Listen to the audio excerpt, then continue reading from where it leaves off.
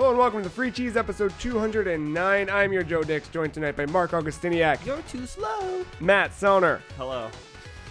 The Free Cheese, the weekly video game podcast about video games brought to you once a week by thefreecheese.com. Tonight, we're going to talk about all sorts of stuff, like Sonic the Hedgehog and when you should let your kids play video games. But first, how's Mark?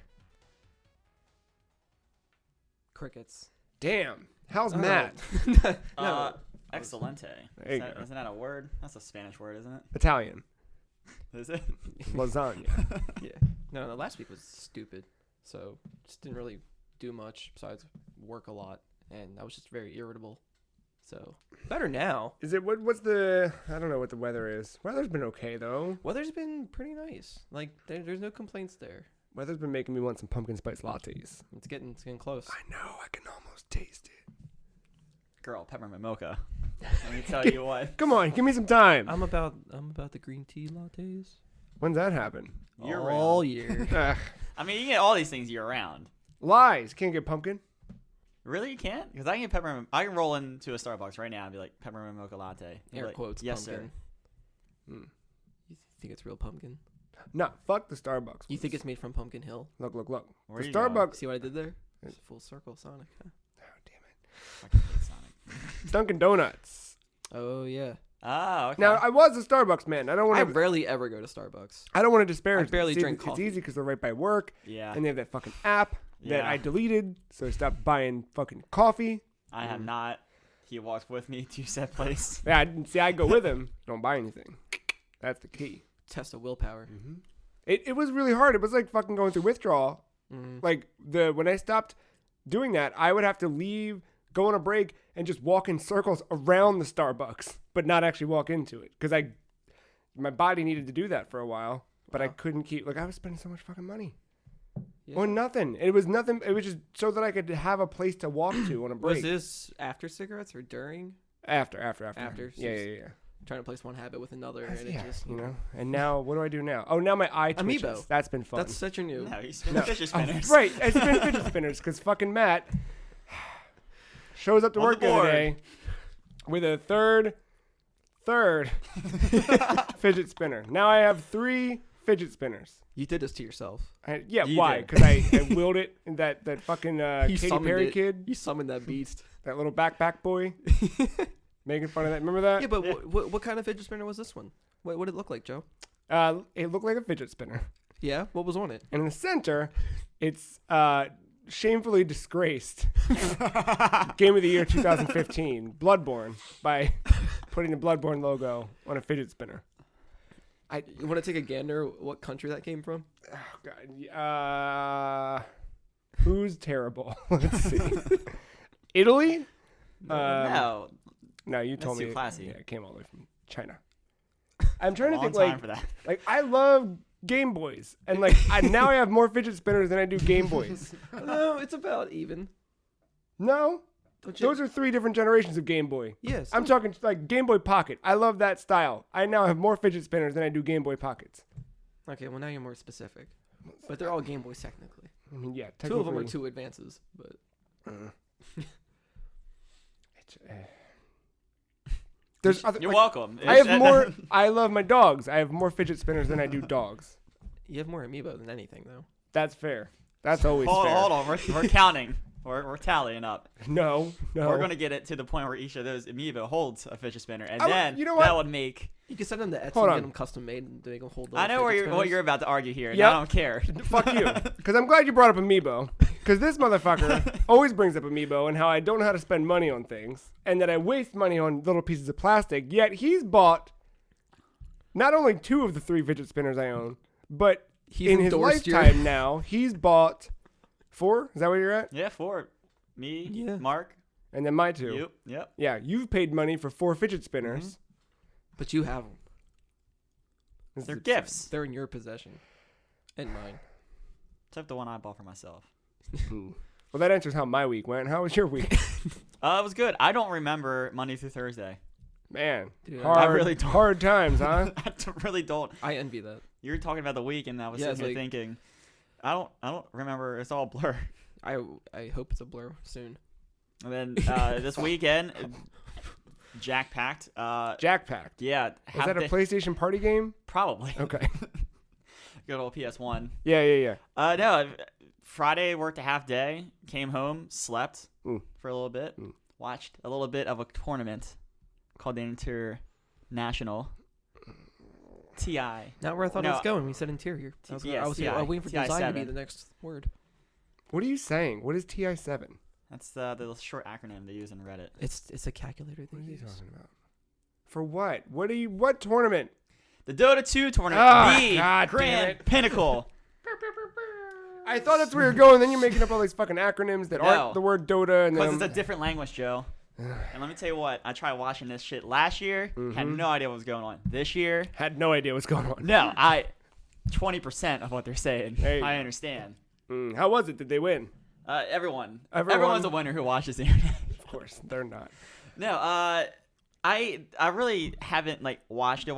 It's been more on in the background, and when the shoutcasters really start yelling, I'll peek over, and I'm like, oh, there's just some powers I recognize. Oh, that's a cool little moment.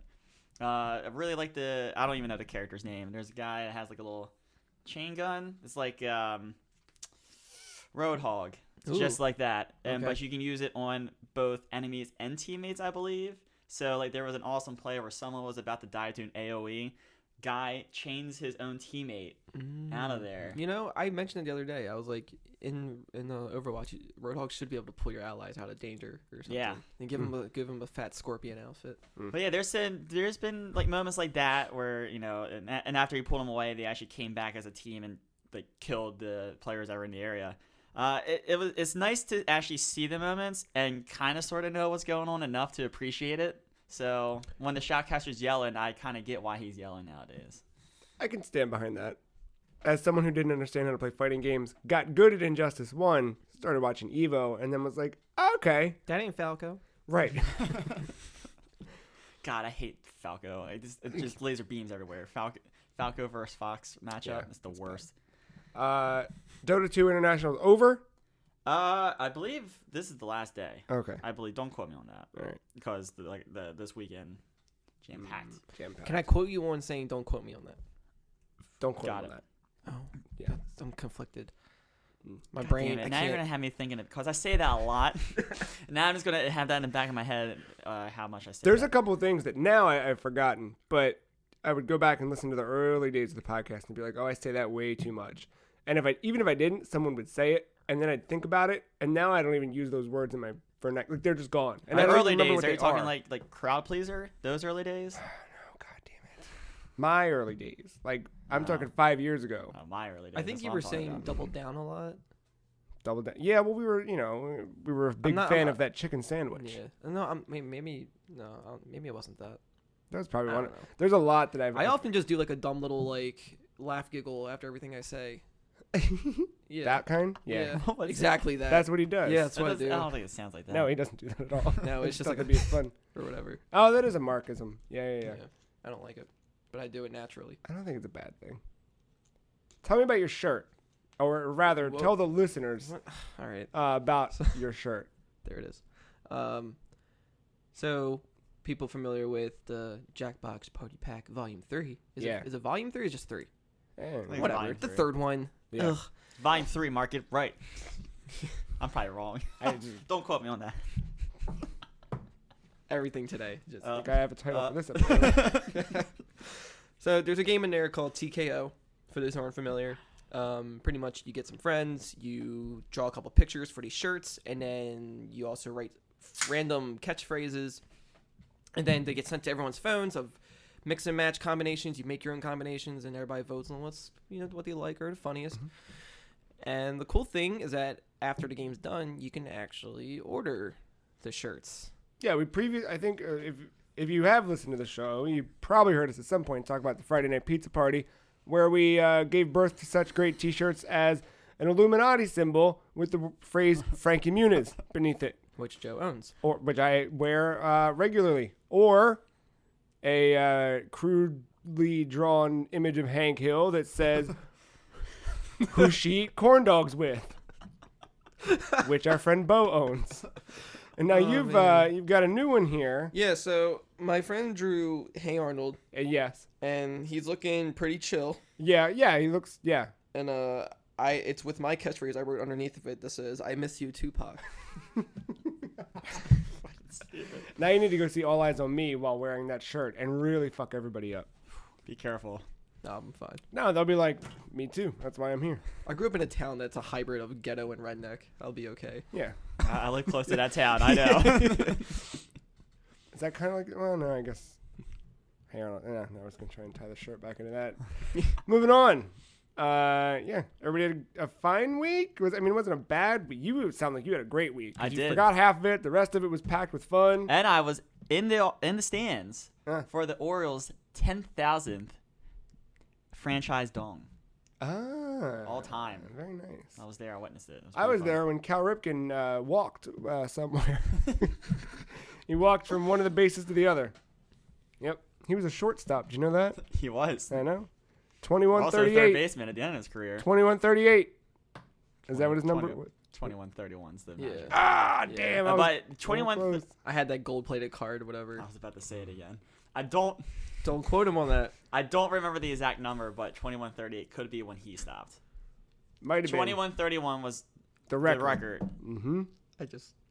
21-38. I wish we had a his. little more production value in our editing with these episodes, because I feel like now we're like in a sitcom show, and at the very end, Matt has to end the episode with "Don't quote me on that," and then the crowd starts like laughing and applauding with credits going. I mean, we can add a little production to this if you want. Yeah, That's we'll up to just you. make this like the Devolver Digital. There you go. Yeah. Now, what is it true? Did we ever confirm that they intentionally like made rain happen and things like that so that he couldn't miss a game? Oh no, it's never going to be confirmed, but it's all the signs are there. Somebody will spill the beans. Uh, Oh, right, like the lights went out at the stadium. Yeah, there was. You know about this I think shit? it was Kevin Costner. I know him. Field Yeah, of Dreams. I think there was an affair going on with Mrs. Ripken and Kevin Costner. No shit. And that was the night Cal found out about it. And he wasn't going to make it to the stadium. No.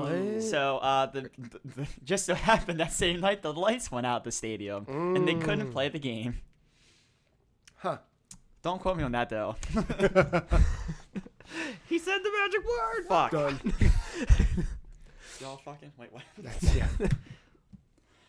How about video games? You guys play some video games this week? Barely. This is a segment called Now Playing where we talk about what we've barely been playing. I'm with you. I barely played anything. I barely touched the game till last night. Isn't that weird? What'd you play last night? Went on the Switch. Oh, I know that Oh, console. that's a console. Not Splatoon. Oh, okay. Yeah, why would you? No event happening there last night. Nope. I bought a game called Slime San. Huh? Slime-san, like a Japanese Oh, SAN. yeah. I thought you just didn't know how to say the word sun. No, Got san. I think that's how it's pronounced. San. All right, tell me. Well, I call you Joe-san. I'd be Marc. Oh, got it. Tell me of it. What do you do here? It's a little like indie platformer.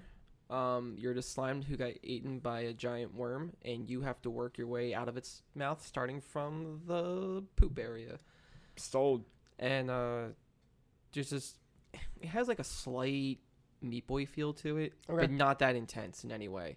At least not in the beginning. So there's like walls you can morph through. There's some you can dash and break through, but most of all, you're just jumping off of walls and solving. It's like each. It's like room by room, and like each area is 4 rooms. So like Act 1 is 4 rooms, and like, Okay. so it's like a little bit of puzzle solving, kind of, in terms of like how to platform obstacles. But What's the art like? very minimal. It's everything has like a blue background, and then everything is drawn with either white, green, or red colors. Okay. So it's very vibrant. It has like an arcadey, like retro feel to it. There's a little town you can always visit, and you can like kind of upgrade yourself to have different abilities. You can be different types of slime that have different perks. So kind of like different Meat Boy characters that you would unlock to play the game a little differently. I didn't play too much of it, but I like it. It's pretty neat. Has a nice look to it. Kind of reminded me visually, not exactly, but it reminded me of what's that? Oh my my god, what's the name of that castle game I was playing with the moth? Ah, Scary Castle, Creepy Castle. Creepy Castle. I think it's Creepy Castle. Yeah. Yeah, Huh. it was giving me those vibes a little bit. Yeah. And it's a comedic game. It's very Yeah. everything's a lot of tongue in cheek type stuff. How much Definitely, dollars? I think it was $12. It's not bad. Not bad. Yeah. Good. Switch has a good little marketplace there with the cheap stuff. Switch is coming along. I find that there's like It's definitely a Marc game. Oh shit. Yep. write that up on the board. Yeah, I wrote a little diddly this week about Blaster Master Zero and how if you haven't, you should play it. Which, by the way, you own it, so you should download Shovel Knight. Oh, it's out now. Yeah, he's playable in that now. But yeah, you had told me about Blaster Master Zero early on in the Switch's life, and then I remember when they last year at Inti Create's 20th anniversary, they were like, "We got the rights to Blaster Master, and we're making another one." And I was like, "What the fuck?" And I wrote about this in the article, but like I remember in high school, I was in guitar ensemble, and we were always like, basically it was just like cover songs. We never did anything original, but we were like doing our own like cool versions of it that were all instrumental. And we all played video games, and the guitar teacher, he grew up playing video games and still, dabbled, played, and was like, we should do a Nintendo medley for this year's, because we always had like a rotation in each year's, whatever. So we should do a Nintendo medley. And it was me and Ben that was there here with us last week. Ben was the one bassist we kind of let into the guitar ensemble, even though it was a guitar ensemble. But yeah, we're like, yeah, fuck yeah, we're in. Let's do this.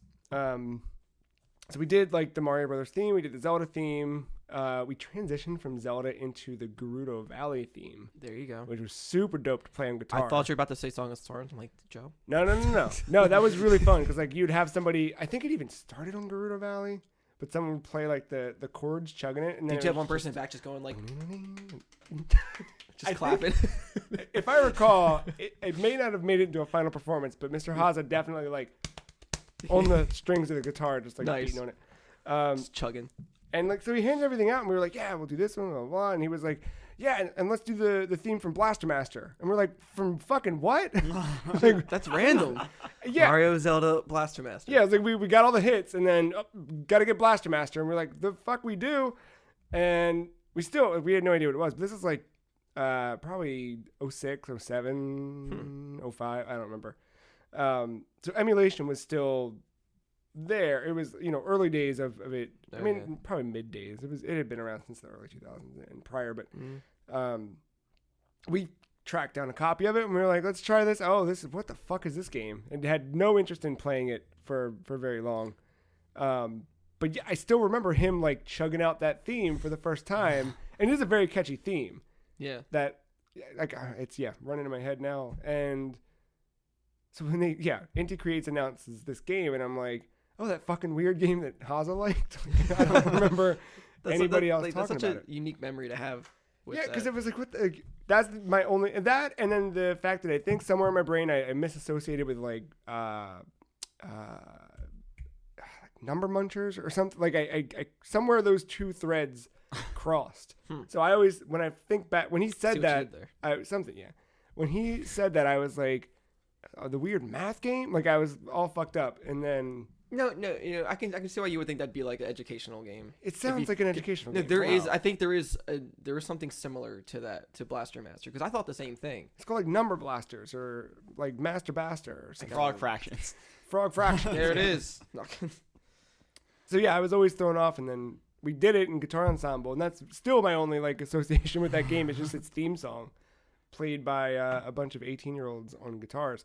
And then this game comes out, really fucking good, and like a really good Metroid style game that I wasn't expecting it to be. Because there's a lot of like, it holds your hand a little bit more than a Metroid game where you're kind of, it really directly like pointed at where you need to go next. Oh, but Math Blaster. really cool. Math Blaster. See, I knew I'm not fucking crazy. Fucking green alien. Because that's what I was thinking of too when I heard Blaster Master. Right. Is that a pie chart on his goddamn chest? It better I be. think it's goddamn better be. I think it's just a triangle with two colors. Oh damn. Now, as a math major, did you have to play this game? Grades. No. This is ages 4 to 6. No, I did not. Oh, damn. It wasn't a required part of the No, Teach not us of math. that your curriculum. senior thesis.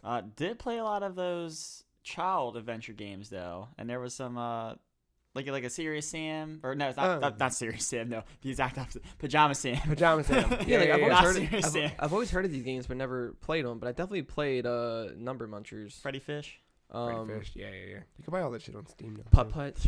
Putt. Yeah. That's another one I never like. My friend had the game, and I always read it because like whenever I was at his house in the basement, he had a stack of CD-ROM games on the side, and I'm just reading it. And I'm just like, Putt Putt saves Remember the zoo. those days? Putt Putt saves the zoo. I just couldn't stop saying it. I'm not gonna go down this tangent, and I know I bring this up once every calendar year. Secret Island of Dr. Quandary, I hear this one a lot. because I talk about it a lot. From what you No, just but said. not even from you. It's just that's a name that I always hear. I wrote about it on the site back in 2014. You can go track that down. What I played in school, I'm not sure if it was really educational. Amazon Trail. Oh my God, yeah. And Oregon Trail. It was like Yeah, but more so Amazon for some reason. And we had that. I remember we had Oregon and everybody like loved it in second grade. By the time we got to third grade, that's when we got Amazon Trail. Shit got fucked up in that game. Couldn't you take pictures? Did you die from Probably. dysentery in that game? You couldn't. No. Damn. This was like a safer, like more But, like, kid-friendly game. The natives that were on peyote would come out and steal your. I don't know. Yeah, it was weird because there was always like fork in the river, whatever. Yeah. You'd have to choose which side to go down. Yeah. That weird jaguar would come across and We should try play and that again, steal see your how- That firstborn. merchant comes along. He's like, "What are you buying?" What are you buying? What do you sell? Throw rocks at him. No, but Dr. Quandary was a weird. I think it was supposed to be an educational game. I think, but it was. Look, do yourself a favor. You know, in a way, every game is kind of educational if you learn something from it. True, but I think this was developed by the same Yeah. folks that brought you the Oregon Trail. I think it was an Mhm. MECC joint. I'm probably wrong by the. I might not have been. Type in Secret Island into thefreecheese.com. You'll learn all about it. I wrote a big old extensive thing about it. That game, cool, but man, fucking creepy. But it's I don't know. It shaped me in a way. I should put that on Switch. But yeah, there's a lot of cool things on Switch. I wrote about the one this week. I really like that platform and what they're kind of doing. It's Now I'm thinking about it. Slime Son has almost the same color palette as Number Munchers. I'm in. That blue Oh. background, green dude. Oh yeah. I am worried about the Switch though. If we can take an aside for a sec. Yeah, there's some 'Cause- things to be Well, concerned about. I mean, one, where the fuck's Virtual Console? Two, where the fuck's Mother 3? Region Free means Mother 3. Hashtag. 3. How do you screaming. talk to your friends in this? We'll talk about that one later. But thinking about the Vita in the early days, the Vita was very much this, where it was like, oh my God, there's all this weird shit on Vita. I love it. I'm having so much fun. And now the Vita's like a fucking wasteland, Well, and everything's coming to Switch. So, and you look at something like, think about the App Store on iOS, the Google Play Store, or even fucking PlayStation Network. Steam. Steam. We can't go down there. That's too far of a rabbit hole. But like all that stuff where like it starts off as a really like inviting and vibrant platform for small independent games that are really weird and cool, yeah. that otherwise wouldn't be discovered, and then it just becomes a fucking pissing ground for anybody to dump whatever garbage they want. And I don't know. Do you think? I think we had this talk before, where we Yeah, we where probably we had did. this concern. And it's like it does have its ups and downs to it, but I think the problem with the Vita compared to the Switch is that since it's a handheld, it's already getting the shadow of the console, Fair. as this is its own shadow. I don't know. I feel like this is selling a lot better though than the Vita ever Yeah. did. I think it's already. That's just expected because it is the console. Yeah, And plus but it's Nintendo. It doesn't, it's one of those. if anything, the 3DS is now You know, in the shade. It's one of those things that goes hand in hand though. Like developers aren't gonna develop for a console that's not selling, but then the console has to sell for Before, yeah. the But developer to develop. so far I appreciate some of the games that are on the Switch. Like I almost bought one that just came out. It was like a weird like anime looking game where Fate, Extella, whatever. No, it's like a puzzle game where you have to rotate the level, and there's like a suggestive lady Oh, Yeah. on the Oh. side. And I was puzzle like, game, lady. yeah, I was like, this looks like a Marc game, but I'm gonna wait. Yeah, it's got a lot. I'm good with that. See, the difference is Nintendo will support their platform. Sony abandoned the Vita after year one. They were like, burn it, fuck it, don't care, pull all development. And they put out a Slim. And then Yeah, they I mean, they're went to still burning putting it. out fucking new colors in Japan. It doesn't mean that they're necessarily supporting it. They're just like, we got a bunch of this fucking hardware manufactured. Can we put it in different colors and see if people buy it? We know those fucking 6 people in Wyoming will import them, so let's do it. But yeah, Switch, still dope. I haven't tapped my feet in months. Like a long time. I turned on my PSP Go last night. That's nice. It was cool. I looked at my PlayStation TV, Oh, yeah. thought about Mega Man Legends, and then didn't follow through with it. I've never played those. What? Mega Man Legends. Oh I man, know. they're very charming. It's tainted now, though, you know? No, I don't think so. When I think about it, I think about Inafune, and then I think about... I think once you actually play it, you'll kind of get lost. I know I will. It's like watching a cartoon. Yeah. You played something else this week, because coincidentally, it's the only thing that I actually played this week. Yeah, other that's than, true. Like the 5 or 6 minutes, I jumped into some random things. But we played some Sonic Generations. That we did. So Mark had a brilliant idea some time ago. It's probably around when Sonic Forces was announced. I think so. And Mark was like, I like bad Sonic. You like good Sonic. Wait, hold on. Is that what you said? I think it was something else. I like both Sonics, I know. but I have fond memories. I have more memories with the modern Sonic, mostly just Sonic Adventure 1 and 2. Yeah, but aesthetically, Yeah, I just thought it's not a bad design. Oh no, sorry, Sonic Advance is the one I keep forgetting to name that one. That's the one I have the best memories with. But yeah, I like them both, but modern Sonic took more of my time. I'm just being a cunt because it's Yeah, fun. that's fine. No, I fuck old Sonic. I don't care about Potbellies or chili dogs. Oh shit. I'm kidding. All right. But I grew up with the classic stuff. Kind of got away from Sonic before the adventure era. But Sonic Generations is the best of both worlds.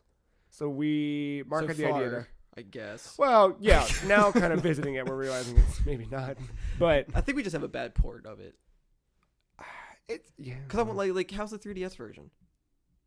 I think the 3DS version's kind of... How's the Steam version? Steam versions, from what I ran for 5 minutes, Yeah. are fucking beautiful. Yeah. But, yeah. Yeah, no, it's...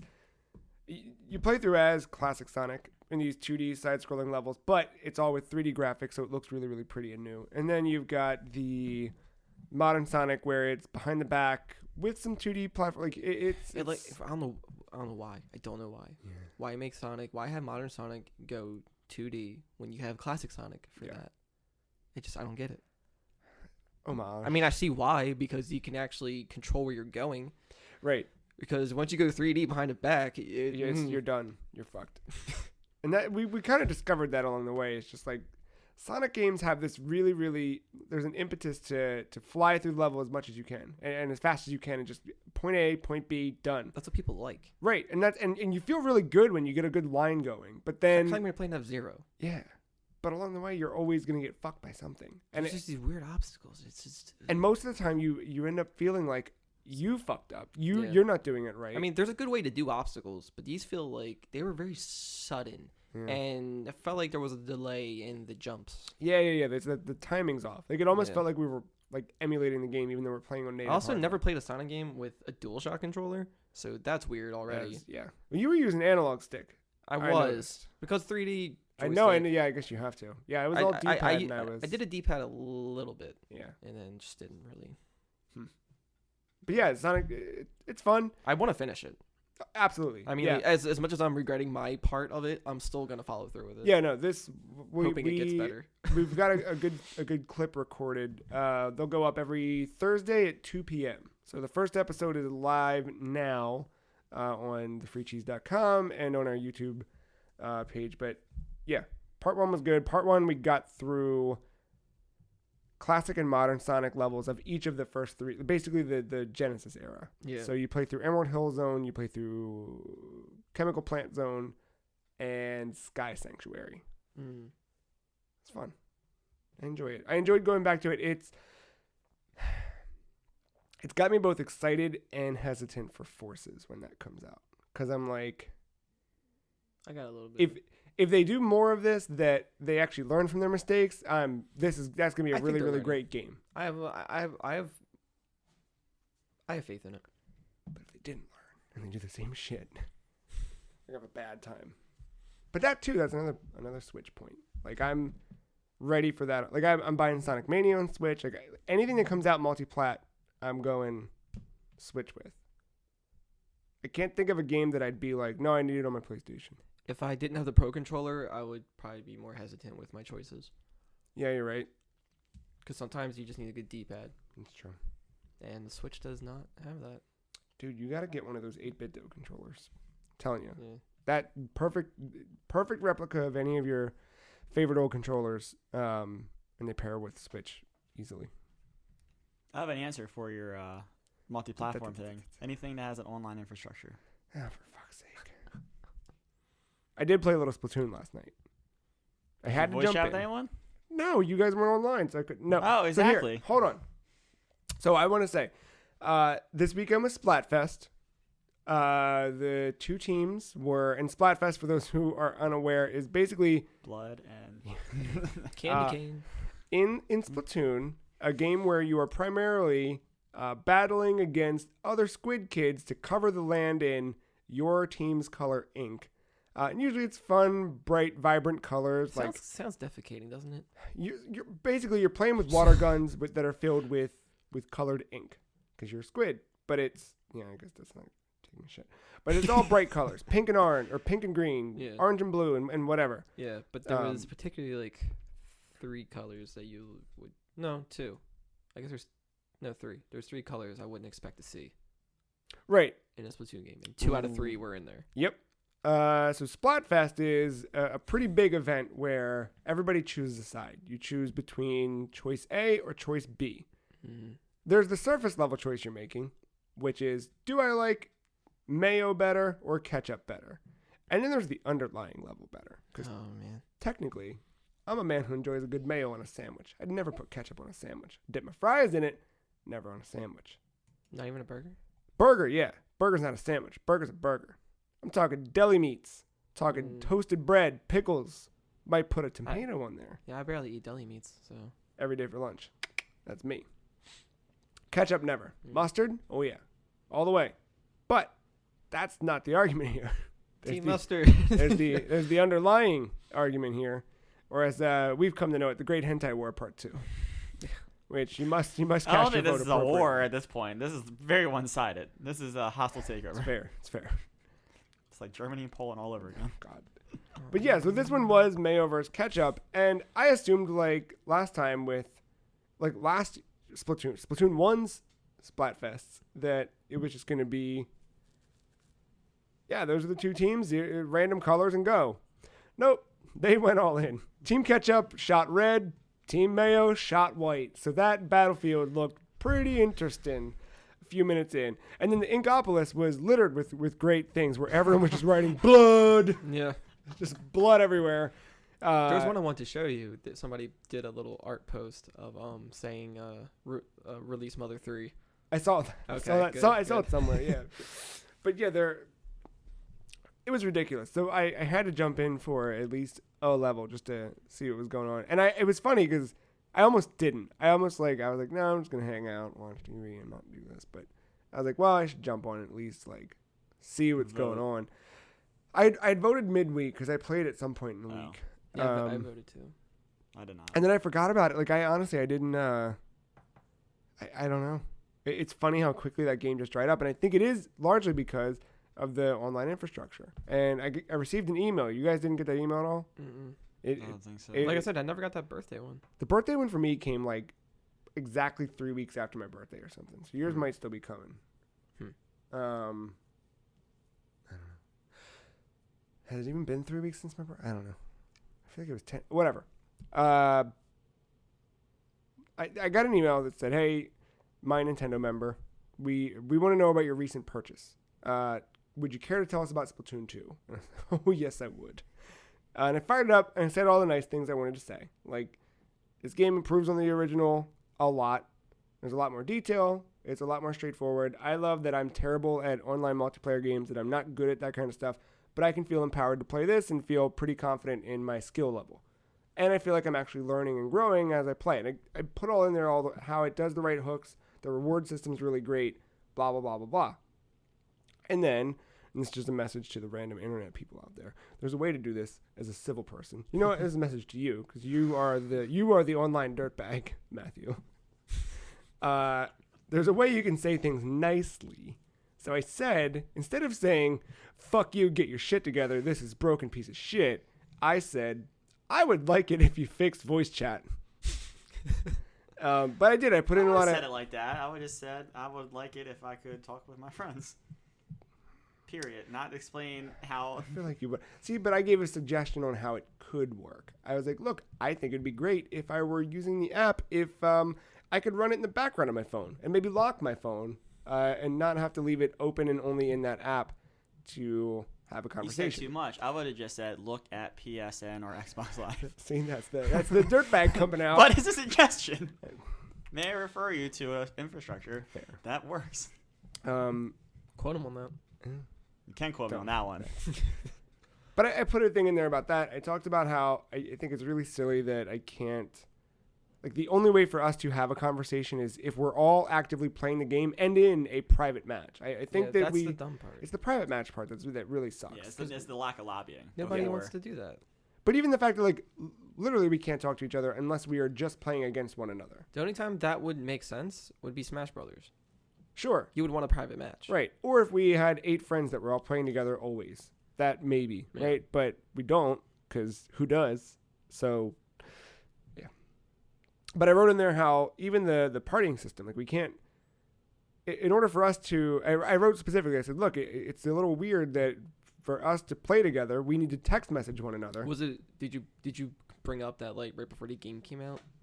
So that was an option and then right. they took it out? And it was an option last night too. Was it? Yeah. So I put in there, I said, I think it's weird that we need to send each other a text message that says, hey, let's go. Somebody needs to start a game. The rest of us need to try to join that game and cross our fingers and hope that we get lucky that we're all in the same match. I said, but so far... And then cross your fingers and hope you're on the same team. Right. I said, so far, we've never been able to just match in right away. We usually have to stare at a countdown timer as one of our friends is in a match for 3 minutes. Then we're thrown into the match. And then we're never on the same team. And we're not talking to each other because you can't talk to each other when you're doing that. I said, voice chat aside... we can do it in Splatfest, where we can party up and then go into matchmaking. And I'd love to see a system like that make its way into the regular turf war and other battles. So I don't know what how easy that is to implement on their end. I don't know how their infrastructure is built, but I was happy I got the email and happy that I could at least contribute something. I don't know what'll come of it, but I'm sure you're not the only person. Everyone's saying that. So, but I think as that's nice as you. I think they'll acknowledge it. I know, but I think it's one thing for us to bitch about it on the podcast or go on Reddit and rant, but it's a completely other thing when someone directly invites you to provide feedback, to give that feedback and give it honestly and whatever. So I don't know. They really supported the first game a bit and updated it based on people's feedback and things, or so it seemed. Yeah. So hopefully they listen and hopefully. And the game's only been out for like what? I mean, fucking 2 weeks, 3 weeks. It'll More be than that. It's been like 4 weeks. No, it's been 2 weeks. 2 weeks since Friday. It's really only Friday was 2 weeks. Came out the 21st. It probably feels longer because of the pre-release thing. Yeah, we had that bonus week. Maybe that's it. Yeah. Damn. But I did a couple matches in Splatfest. That was fine. I had to explain to Katie why I was Team Ketchup over Team Mayo. Because that was the right choice. Yeah. Then when I had to explain, she was like, "So wait, you're deciding which fake cartoon squid child you want to fuck versus?" I was like, "No, it's not about fucking." And she's like, "Well, clearly it's about fucking." I was like, "It's not really about fucking though. It's more just like, look, that one Y'all sucks." fucking? Yeah. Never mind. Not going there. Not gonna win this one. Let's just stop having the conversation. I mean, you called it a hentai war, so it's already fair, implied that. Katie dubbed it the Great Hentai War. I just adopted the term. Oh. Yeah, that was her term weeks ago when I was explaining when I was explaining the history of Splatfest. Gotcha. Yeah, that's a Katie term. Oh. I just adopted it. I played a little bit more this week though, just random bits. So after we played Generations, I had an itch for some Sonic the Hedgehog. And further, stop with the face. God damn it. But I really with Sonic, I have a weird thing because I've played through all of those classic Genesis games, and I just need I need Mania at this point, right? I want Sonic Mania to be out. It'll be out soon. Really? Yeah. You are alone at this table with that. You're not gonna win this one. Mark and I got this. Mania looks really good. I'm just waiting to watch what you say. No, like I honestly do think, Matt, that of all the Sonic games, that's probably the one you would probably tolerate the most. Would be Mania. Or save my money. Keep adding to the fidget spinner collection for the amiibo. Buy a Sonic the Hedgehog one. There you go. Oh, Maybe they've got one that has his cool hair that you can spin around in a circle. Be careful what you ask for. And in the middle, it's just red shoes. But I realized quickly, I was like, I'm gonna wait for Sonic Mania. But I had that like Genesis itch. I get that Genesis itch every once in a while. I jumped into some random stuff. Like played a little Splatterhouse 3. There you go. Which, why not? Got to the first level of that. That was fun. I was okay with the remake. Did I play the remake? I don't think I played the remake. The Splatterhouse. Yeah, I didn't play it. It was very metal. Yeah? But I mean, I didn't actually play it. I watched my friend play it, but I don't think that company is. I don't forgot who made it. I'm not Was sure. that LJN? No, they did Friday the 13th. What? Not this Friday the 13th. No, I'm talking about like the current. The remake of Splatterhouse. Yeah. I forgot what company did that. I don't know if they're around or whatever, but it would have been cool to see another one. I don't know. But yeah, I don't know. I got real into Genesis stuff again. Real stoked on Genesis. So now I'm like exploring the depths of Sega's history that I've never explored. Like I'm looking into some Master System stuff, some SG-1000 stuff. See, like to me, I always got Master, 32, and Genesis all mixed up. Like I thought they were all the same thing. When I was a kid, yeah. Because it didn't... And I feel like they still kind of are in a way. It's just one's just more improved than the other. They really were. Kind of, like, you know what I mean? Like you have the DS Lite, like that's how I see it. Well, like, the guts of the Genesis had a Master System in it. The 32X was an add-on that you shove into your Genesis. Cartridge. Yeah. It's not the cartridge. Think Sonic and Knuckles, but it was actually, that was like an extra RAM cartridge. It had more in there than that, but yeah. Yeah, because Genesis memories are always at my cousin's house. That's how I was able to play everything. Even though like it was weird because like I think I still have my Sonic plushie, like stuffed animal from way back. One of the hedges might be a little cut or chewed on by my dog, but still in good condition. And then I had a little Sonic RC car.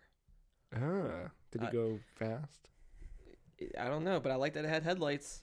And what? Yeah, like when you turn it on, like the lights would turn on. From where are they coming out of his eyes? No, the car that he was in. Oh, he was in a car. Got it. Yeah. I'm picturing him as a car. Yeah, but that's why. Sorry, but yeah, like I'm picturing like Sonic slippers. Like if he were a slipper, except he had wheels and was remote controlled and would light up. I can see that. No, but he was like in his little silver car, and even then I was like, why is he in a car? Well, he's got to get away from the cops. And like the only way that this was a Sonic RC car was that the stickers on it had Sonic driving, like Sonic holding a steering wheel. If it wasn't for those stickers, it would just be a normal little car. There was no action figure of Sonic or anything? No, it was like... I think I probably bought like 100,000 of these toy cars. Yeah. Like, well, shit, what am I gonna do with these? Just slap But the like, sticker. slap it. But it was and like charge $20. But it was like official box art Sonic holding a steering wheel. Like the logo was on the controller. That was some fucking company that lucked their way into the Sega license. Some guy got lucky. It was just weird that I had that. Some guy was cold calling in 1993. What's popular right now? Just reaching out. It might have been a present from like one of my grandparents, but like, it's weird that I had that. I never owned a Sega. That's pretty cool though. You watched the cartoon? Well, yeah. Spoiler. Talked about this on our co-op Sonic Generations. What didn't I watch? I know. Yeah, we talked a lot about chili dogs and Sonic the Hedgehog. Believe it or not. Talked about that. Man, he's upset. He must not like Sonic like Matt. You keep saying no. That's true. No. Yeah. He's really, really upset about that Sonic. Yeah, it's been a good Genesis week. I can't. I know I can't, but I kind of want to like go get a Game Gear and really go. Stop. No. All right. No. I used to own like 3 Game Gears for some reason, and batteries were gone. Oh yeah. Well, there's so many people now who have modded that kind of stuff, so you can do a rechargeable battery The screen pack. sucks on them. Yeah, no. I had a Nomad. Never I loved my Nomad, but I fucked it up. Didn't Like know that was even a thing. I think I put like something near it. I scratched the screen to shit. You remember the Nomad? I mean, I remember it, but I never really saw one. It was some real digging, but there was a Game Gear game I had. I don't know the name of it. What was it called? Anyway. Yeah. It was some like isometric shooter. Yes. And there was a song in there that stood out to me. But I just know you had to shoot people, get key cards, move on. And there was a song that always stood out in one of the levels. And I remember on the radio at some point later in my life, I heard this song again. And I thought, is this a licensed song in a Game Gear game? Or did they take the sample from the game? And it's really fucking with me. And I gotta figure it out. Was it a Night Trap song? No.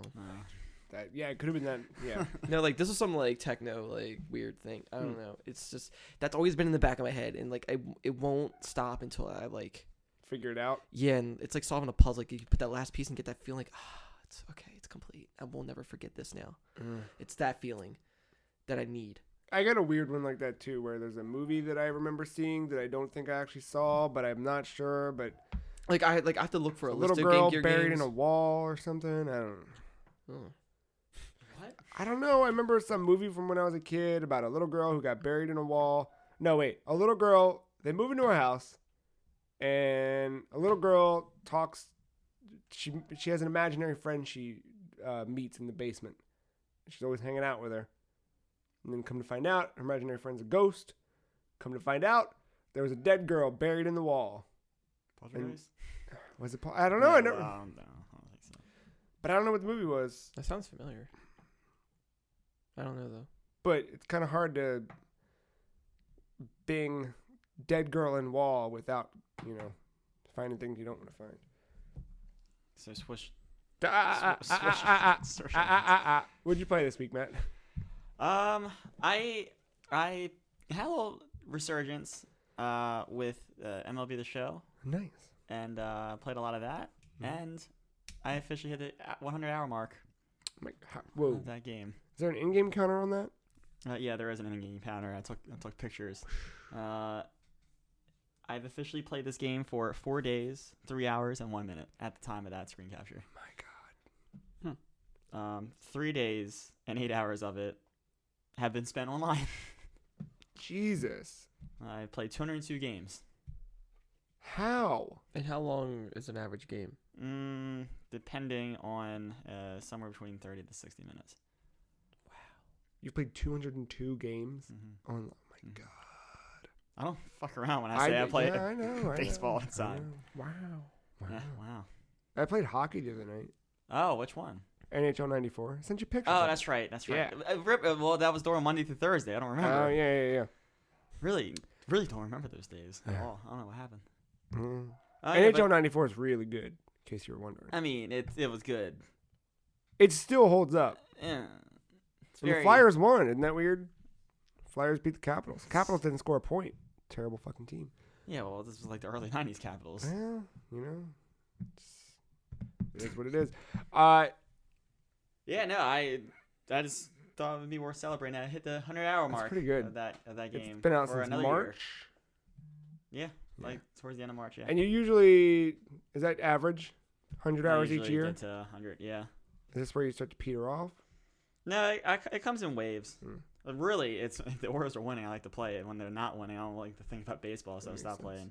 But this will take me. I'll probably stop really kind of teeter off of it once NHL comes out in September. I think it's in September, and then I'll start my trek towards 100 hours in that game. Yeah. Yeah. Did you see Batman comes out this week? Telltale. Oh, yeah. Part 2. I don't think I want to get to that one right away. No? No, not right away. I got a lot of things. I hear the backlog that because I haven't been playing, I'm not getting to. But yeah, played that. Played a little Rocket League. As you should. As I usually do. Yeah. I played a few games of that. Yeah. I feel like I've hit another skill level in that game. I don't know how, but yeah, many That hours. happens. That you have those moments where you're playing something and you realize like, oh shit, I just got better at this. I don't know why or how or what I'm doing different, but it makes sense on a new level. I'm just ready for this game on Switch at this point. I want my fucking stupid ass like Mario hat or. Is it gonna have amiibo support? Probably, unfortunately. What would you want in amiibo support for Rocket League? And Blue don't be a dick. Falcon! All right, there you go.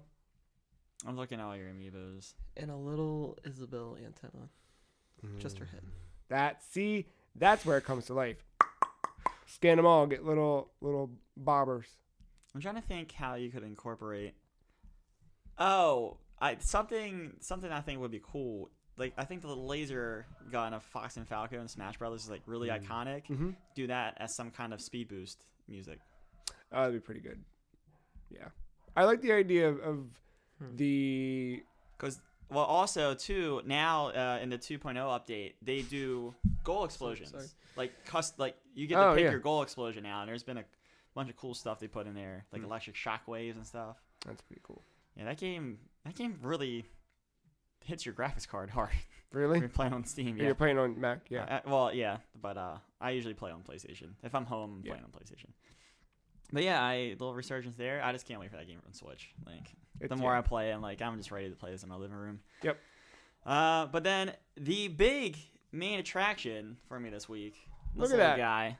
I'm glad. I was worried about that thing. This little guy, the 2DS. Sorry. Yes. Hold on. The new Nintendo 2DS XL. There it is. Fuck. Yes. With amiibo support. Wouldn't it be Nintendo new 2DS XL? I don't know. It doesn't.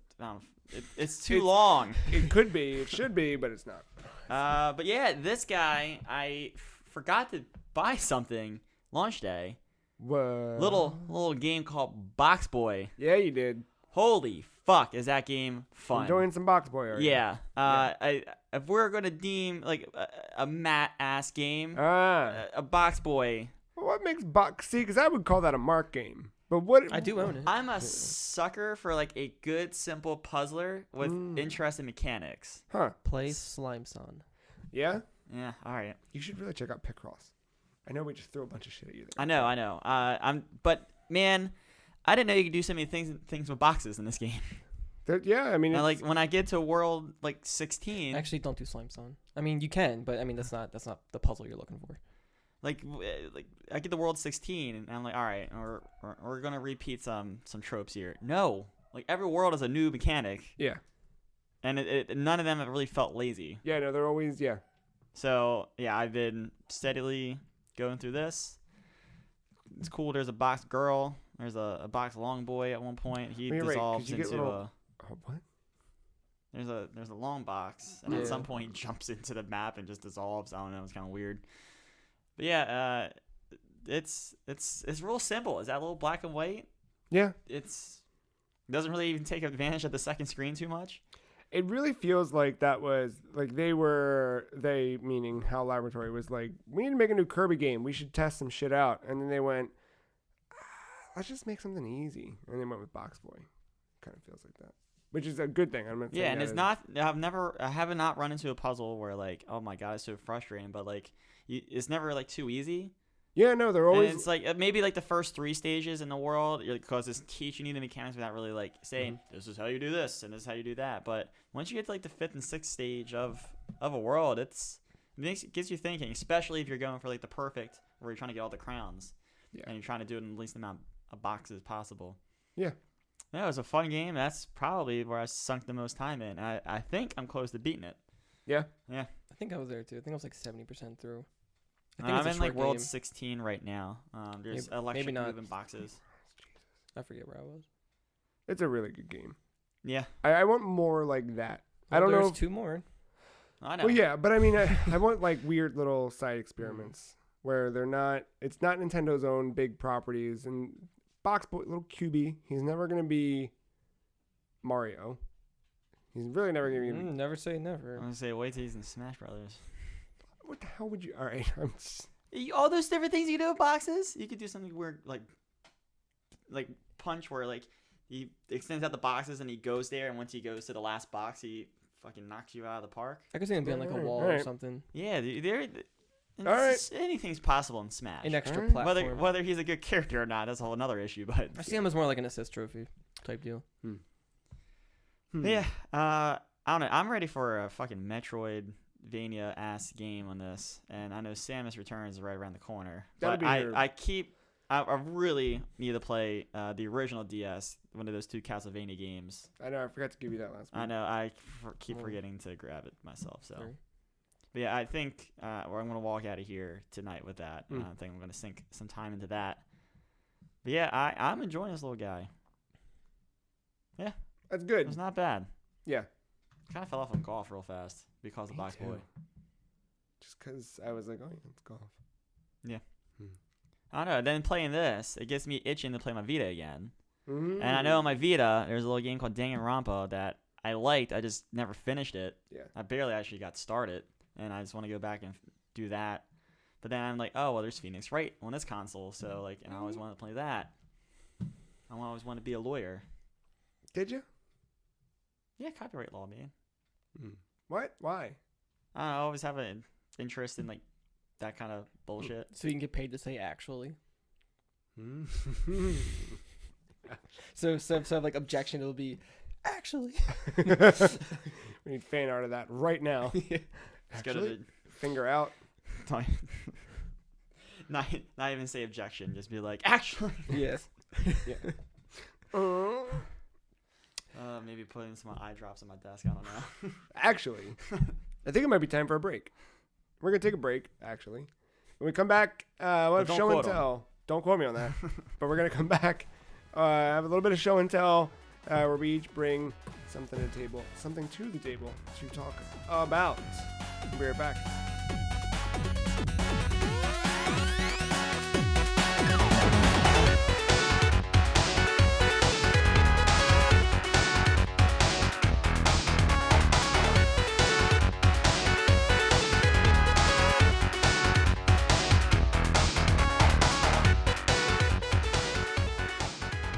Welcome back to the Free Cheese episode 209. It's time for show and tell. We find things, bring them here, tell you why they are cool. Matthew, what you got for me this week? Why do you look like a deer in headlights? Like you didn't know this was about to happen. I didn't. This is totally that took me by surprise. Don't quote me on that. Was not recorded in front of a live studio audience. All right. So everyone's favorite game, Rocket League. What? You don't like that game. Let me tell you about a game called Rocket League. All right, tell me. No. You play soccer with cars. It really is that, but man, all the hours. Yes. No, NBC had a little tournament. I didn't watch it. You know, the international. NBC, Yeah, like the National Broadcasting Company. yeah, you know, the one that no one watches. The Peacock. Yes. Mm-hmm. They had a Rocket League tournament. Yeah, 2v2 Rocket League tournament What the fuck? to compete with the international Okay. TI7. I only use TI-83. I don't know this Thank you. TI-7. That's, yeah. TI7 is the international number 7. So TI7. The international. Mhm. Usually in abbreviations, you don't include like words like the, of, This is Dota. as. This is its own Right, language. yeah. ALTTP? Anyway, LTTP. Yes. NBC Rocket League Yes. 2v2. Yes. Yes. One of the teams, they were trying to, you know, make it out there. Turns out one of the teammates could not make it. Hmm. So, That has to suck. yeah, You get could so you imagine? far, and then In the end, it doesn't even matter. Yeah, sorry. No, but then, so to fill in, his dad played. What? His dad played. No idea how to play Rocket League. All right. Oh, Whoa, wait. he What? didn't know. No, he didn't know. So you just dove in. He just dove in. How How'd did you do? They didn't win. Oh, shit. Did not win. However, dad scored a goal. Look at that go. Yeah. Huh. Yeah, I don't know when he scored the goal, but Yeah. it could have been 5-0 at that point. But yeah, That's still like that's pretty cool though. That's pretty sweet. yeah. I wouldn't like it, in the end. I would feel like I won Yeah. to have a moment like that. If you're the dad or if you're the boy. Both. All right. I feel like. I mean, to have that kind of relationship, I think that's pretty cool. I mean, Yeah, the dad was saying it was a good like little father-son moment, despite him not knowing it. It was fun to play with him in a tournament. That was like high stakes, kind of like 'cause, this. yeah. I mean, I don't know about you, Matt, but I mean, you, Joe, you would play games with your mom Yeah. growing up. I never really played games with my parents. They didn't really see it as a valuable thing. So to see that, I think no, I like that. It's pretty cool. Yeah, no, I mean, I used like to- I would totally do that with my son. Yeah. No, for sure. If anything, I'd be like, no, I need you to fill my other Right, yeah. spot because my friend couldn't make it. Yeah, play your fucking class, Yeah. kid. But yeah, no, I played Tetris a bunch with my mom. Played Super Mario Brothers, and even like my dad would play Tetris a bunch with my mom too. I think before I was a boy, I don't remember. Yeah. I remember a few years ago when Tetris came out on PS4, the Ubisoft one. I played that with my dad for a while. Tetris Splash. No, not Splash. I think it was just called Tetris. Oh, okay. I think they usually do that. They just Yeah.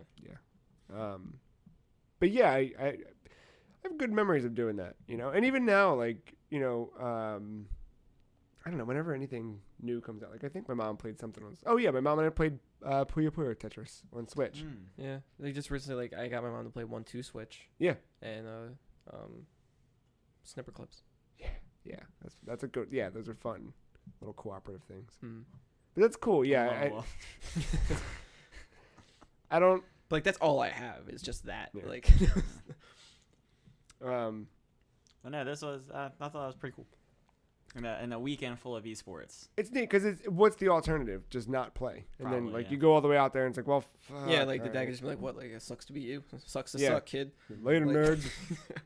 Would you rather? So, if you didn't have a dad, or if you didn't have a dad who was there, like, I think that'd be a cool story too. Like maybe next year, now that this has happened, someone will go out there and you'll be like, I'm a solo, but I brought this guy. I just met him at the library. They're probably gonna have like father-son tournaments now. Yeah, they'll do. Yeah, It's something. like the homeless guy that became Happy Gilmore's caddy when he met him Right? in the Yeah, parking yeah. lot. It's just met this guy at the subway. He liked sandwiches. You I got liked the same sandwiches. $5 sub as I did. Yes. Now we're best friends. That would be pretty neat just to take someone out of the audience, be like, who wants to play? Like, I mean, like, what if you were in that audience and somebody needed the team member and you just took that spot and you guys won? It was like you're out there now. That's true. Climb to the top of the esports chain That was like, I'd be gone though, guys. I'd be practicing all the till time. November. yeah. I mean, Yeah. I mean that's a way to jump up there without having to really. That's the most effortless way to get to the top. So now, I'm waiting to go to next year's. now you international, got to and go then- and just kind of And sit then by. I'm gonna sit. And then when You'll probably be the one to set up the diabolical plan to get rid of one of the members just so you could take that spot. Now that has that's a Matthew McConaughey movie in the making. Tell you what. All right. Mhm. Or you know what? Bump it down. That's a Daniel Stern movie in the making. Yeah, that's right. No one laughed at that because you don't know who Daniel Stern is. That's I feel like if I knew the face, I would recognize him. the guy who's not Joe Pesci that was a sticky bandit. Okay. Right. That's the kind of movie. Bushwhacked. Yes. Yeah, there you go. That's got a Daniel Stern movie written all over it. It's just him screaming the whole time. Mm-hmm. It wouldn't be right to bring up Daniel Yeah, Stern Matthew without bringing up. McConaughey's too busy doing Lincoln commercials too. That's true. Tyler Block, Daniel Stern. What's the difference? What's the difference? Mark, show and tell. Show me something. Tell me something. Updates in the Sonic world. Matt's You favorite. Pick the right episode. This is good. Don't worry, I'll try to speed We're gonna through break- it as fast as I can.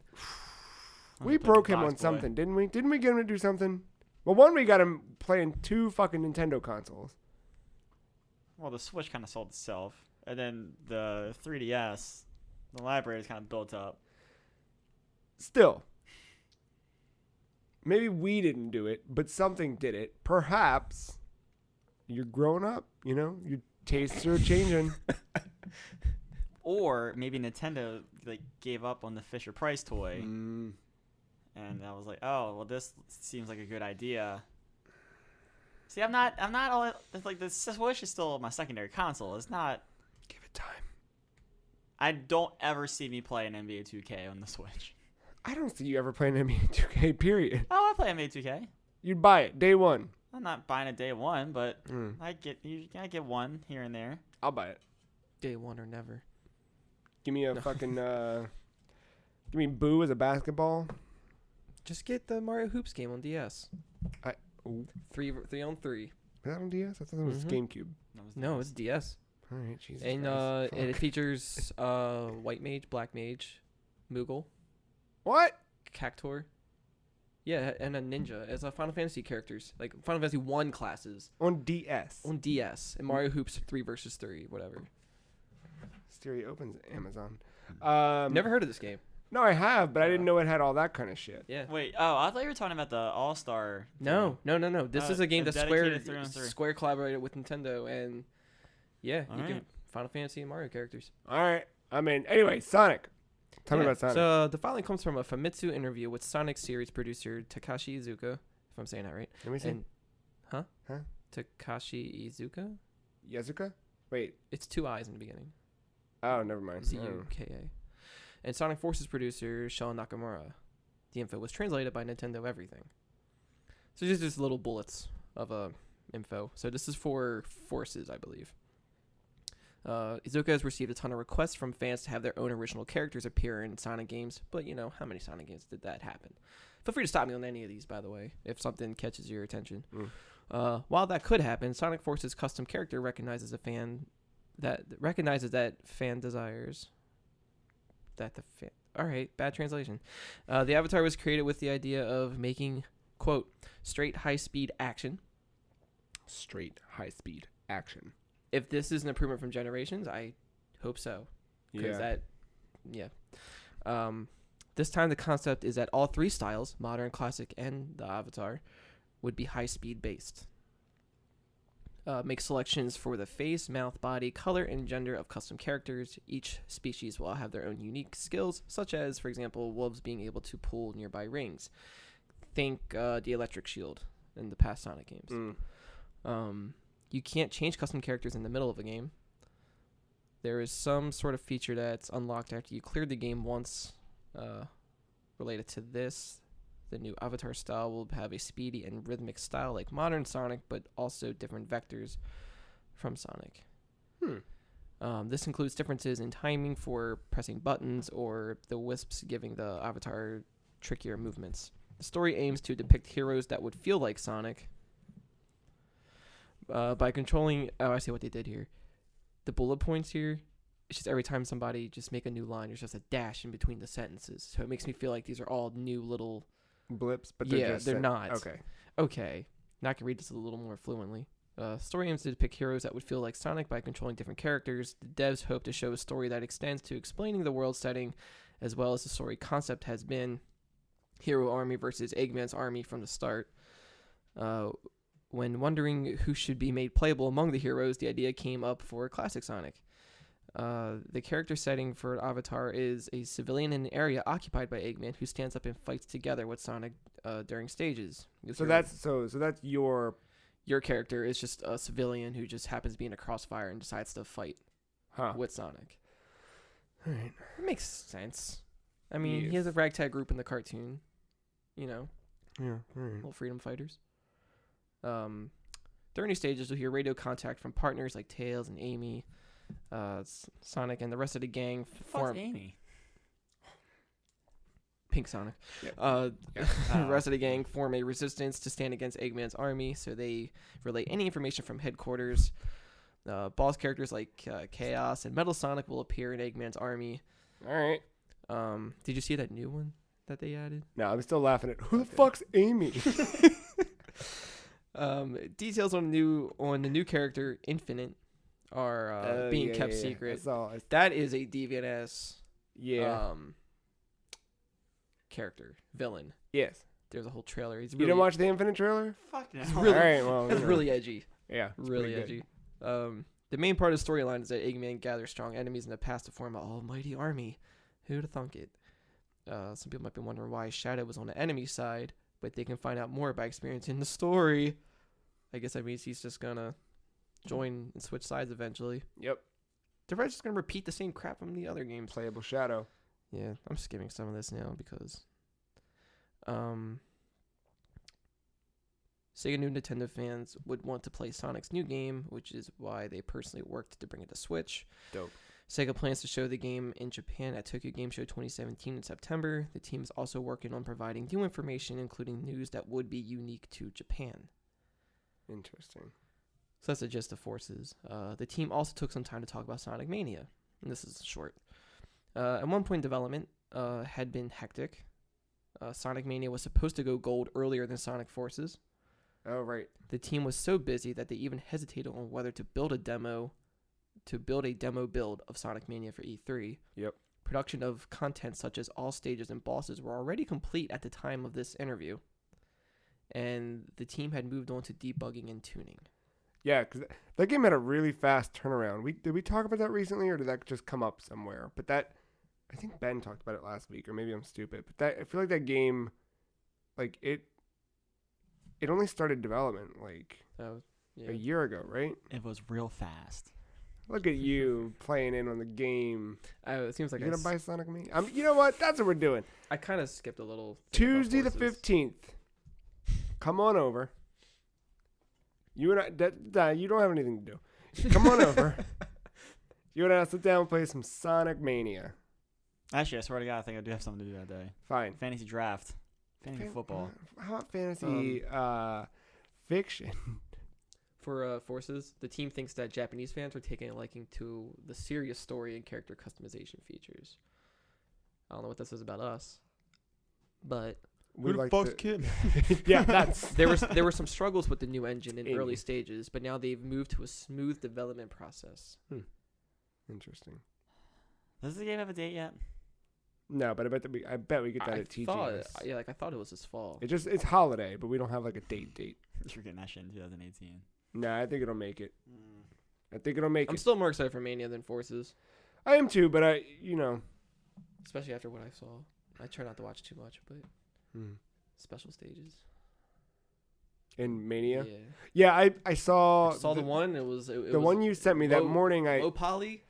The morning I saw it pop up and I was like, ooh, nope, not looking at it. And I avoided it. When you sent it to me, I was like, all right, I'll peek. I just scrubbed it. I was like, okay, yep.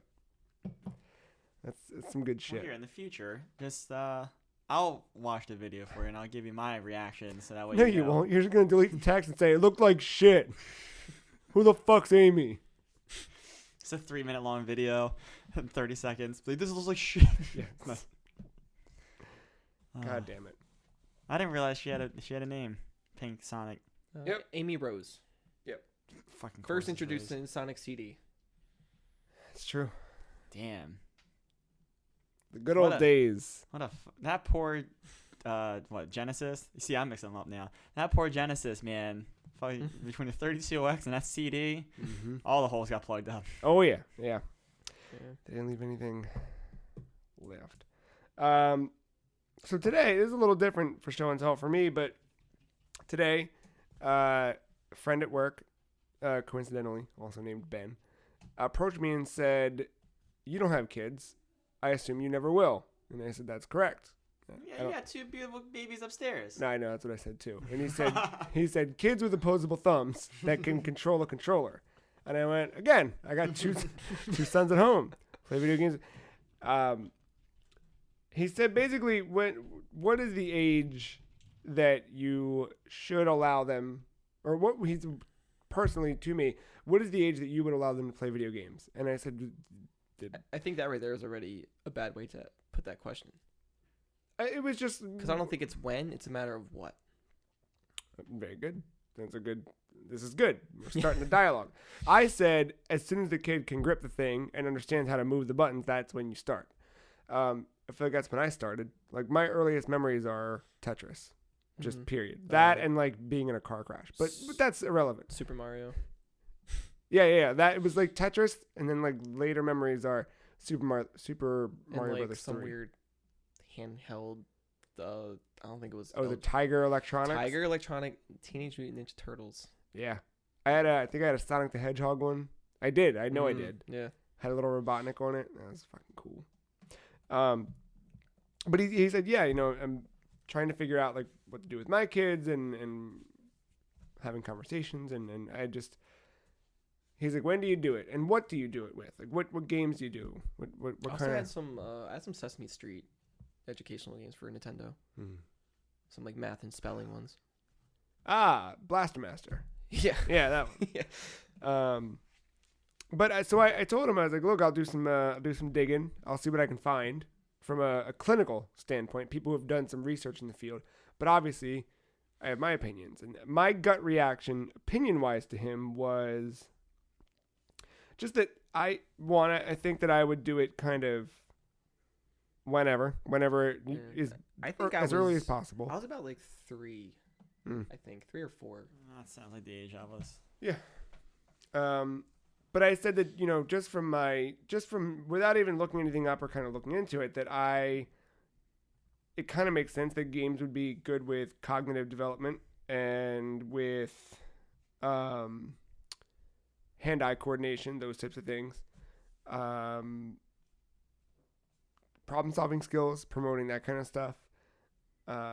Just that little things that like you kind of get. Like I feel like playing Tetris. I'm not, like that is one of my earliest memories. But like that's definitely a therapeutic game. Yeah, I've been doing that. Like you're problem solving. You're putting things together. And I mean, hey, I was in the gifted and talented classes.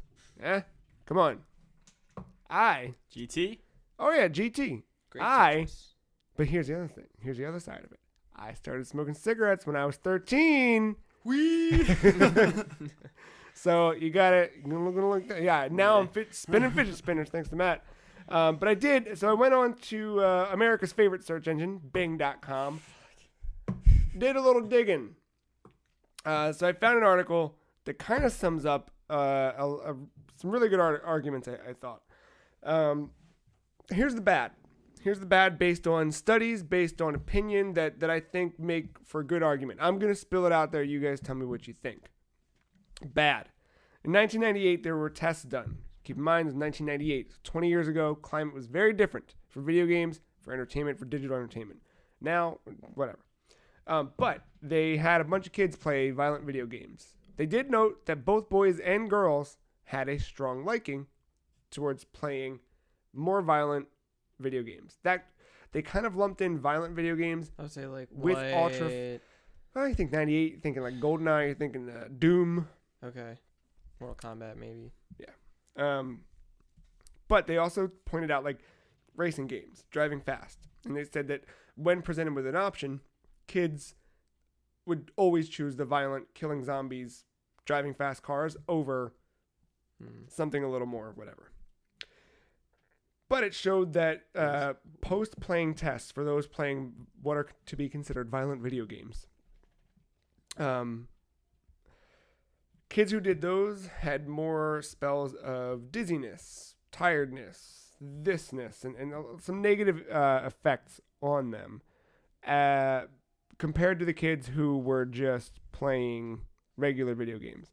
Higher heart rate, reported more dizziness and nausea, exhibited more aggressive thoughts in a post-test than those who played a non-violent game.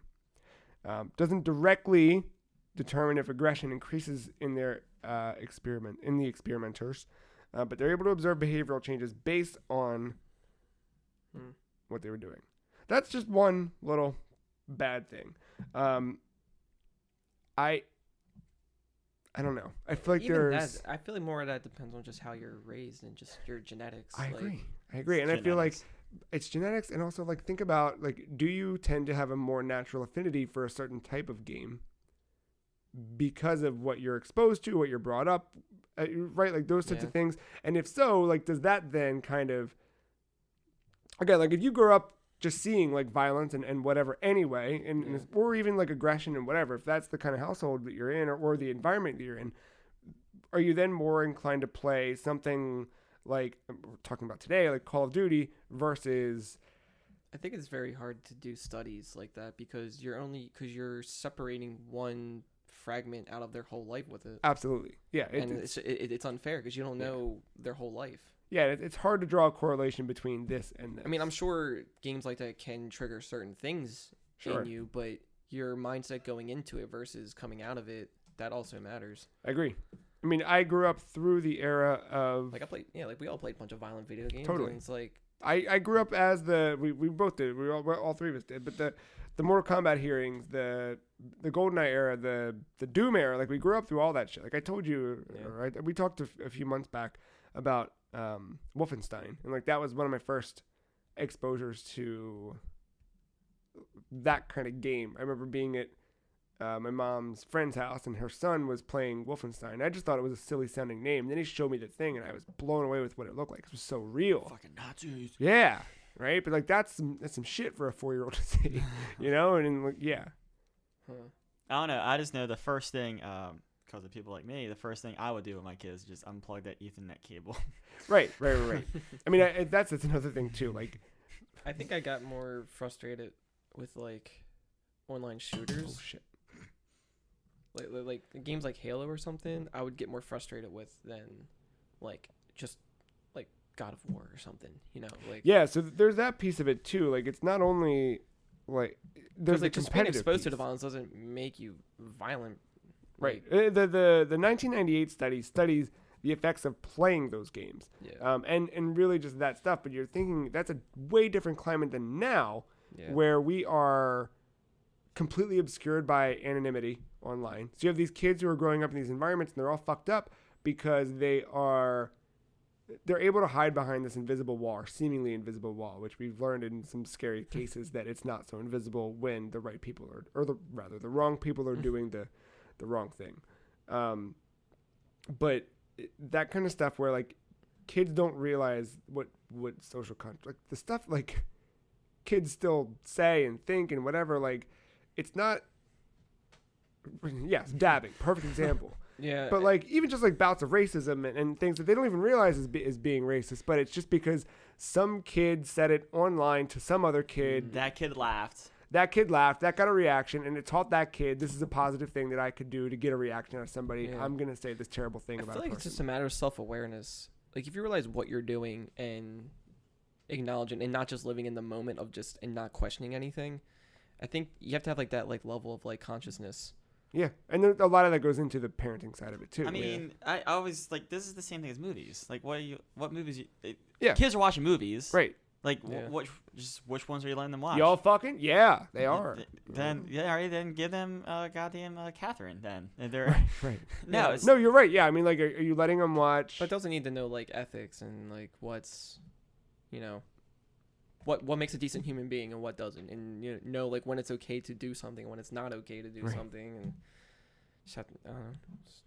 Yeah, but I think that's I mean, God forbid there's a little me running around. That's gonna be a little shit.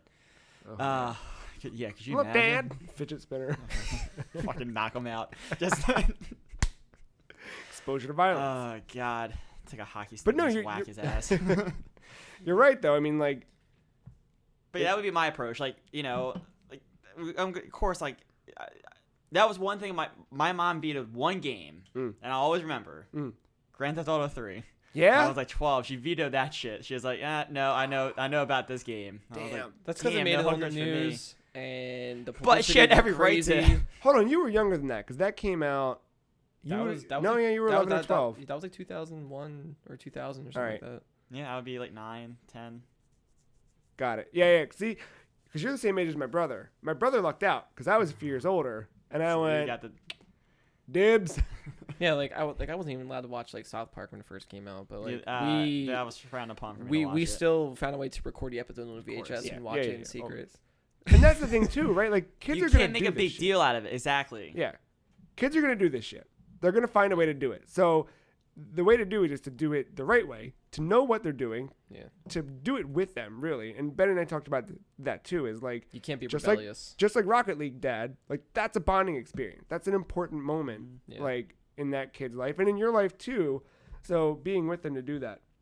A couple other bad things. The time spent on the games takes away from other development and focus. And I saw this, admittedly, with my nephew.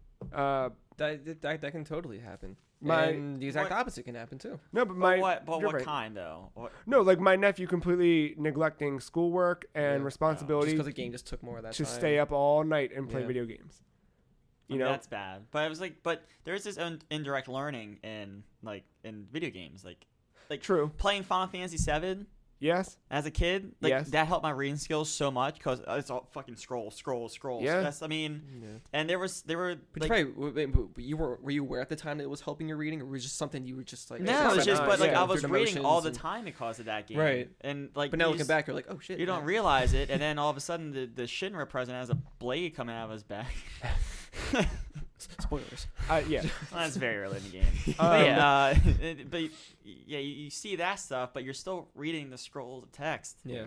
Like I learned what the word fatigue. I'll always remember this. Yeah. Fatigue. Yeah. Playing some fucking hockey game. What is fatigue? Yeah, that's exactly how I said it too. Yeah, And yeah. I was like, Fatigue. Mom, Olaf Kolzig is fatigued. What does that mean? It was like fat a gay. She was like, oh, that means tired. I'm like, oh, I need to put in Craig Billington. And then like we all got to put in Craig Billington. No, that's totally yeah. Like it's where you're learning. And kids are. And then my mom, she would, like, more so when we were doing schoolwork, she would make me like get the dictionary out if I really wanted to know a word. Yeah. Well, maybe Totally. if the school wasn't so boring. This wouldn't be a Well, problem. then again, I have a slightly different upbringing though. So like I was homeschooled throughout elementary school. I was Those only- are the prime. I was only homeschooled for half a year freshman year. Basically, I just gave myself the answers because my mom was at work. But that was freshman year, so like your main development is pretty much done. Now you're just Yeah. kind of crossing your T's and dotting your I's at this point. You're the person you are at this point, at that point anyway. But no, like through elementary school, like this was like additional learning for me. Like I was only really learning in school for about 3 hours out of my day. That's just the way homeschool worked, at least the way my mom did it. But like we would start at like 9 or 10. After that, like we would go through and we would finish around like 1, 12 some days. And that was like 2 hours, 2.5 hours until any friends would leave school. Yeah. So like, I was able to do kind of what I wanted, and that's kind of what I just resorted to. And it was just like additional. Fill it in with video games. Or you can be like me, and you bring your video games to school. So when floppy disks were still a thing, Yeah. I put ROMs on a floppy disk and went to my computer class and didn't do shit. I just played Tetris and Dr. Mario. My man. Super Nintendo ROM, booted up on a computer, My man. and then Fucking floppy disk. that's all I did. But you'd spend your afternoons playing games. Yeah. And you feel like it was beneficial to your development. I feel so. I'm not disagreeing. It might be even more so than I think. But I just like it's I don't know, like Yeah, I mean, but I never really went to like the violent games. Like I played the shit out of like Super Nintendo hockey and like Super Mario. I mean, they were there. Like I played things, but I wasn't like going out of my way for Yeah, it. like I was like, oh, blood. I mean, I can see how violence can be an escape in some ways, to where like maybe you're angry and frustrated, and you know that it's wrong to do it I for never real, and you used want to any of take that it out. though. I get more pissed off at swinging and missing at a pitch I should hit in MLB The Show than me getting gunned down 1v1 Same. in Call of Duty. Yeah, I feel like I'm much more liable to like. What was Like- I playing recently that I was so I remember like punching the couch even recently, like a week ago, at something I fucked up in a dumb like Shovel Knight or something, as opposed to like playing Doom.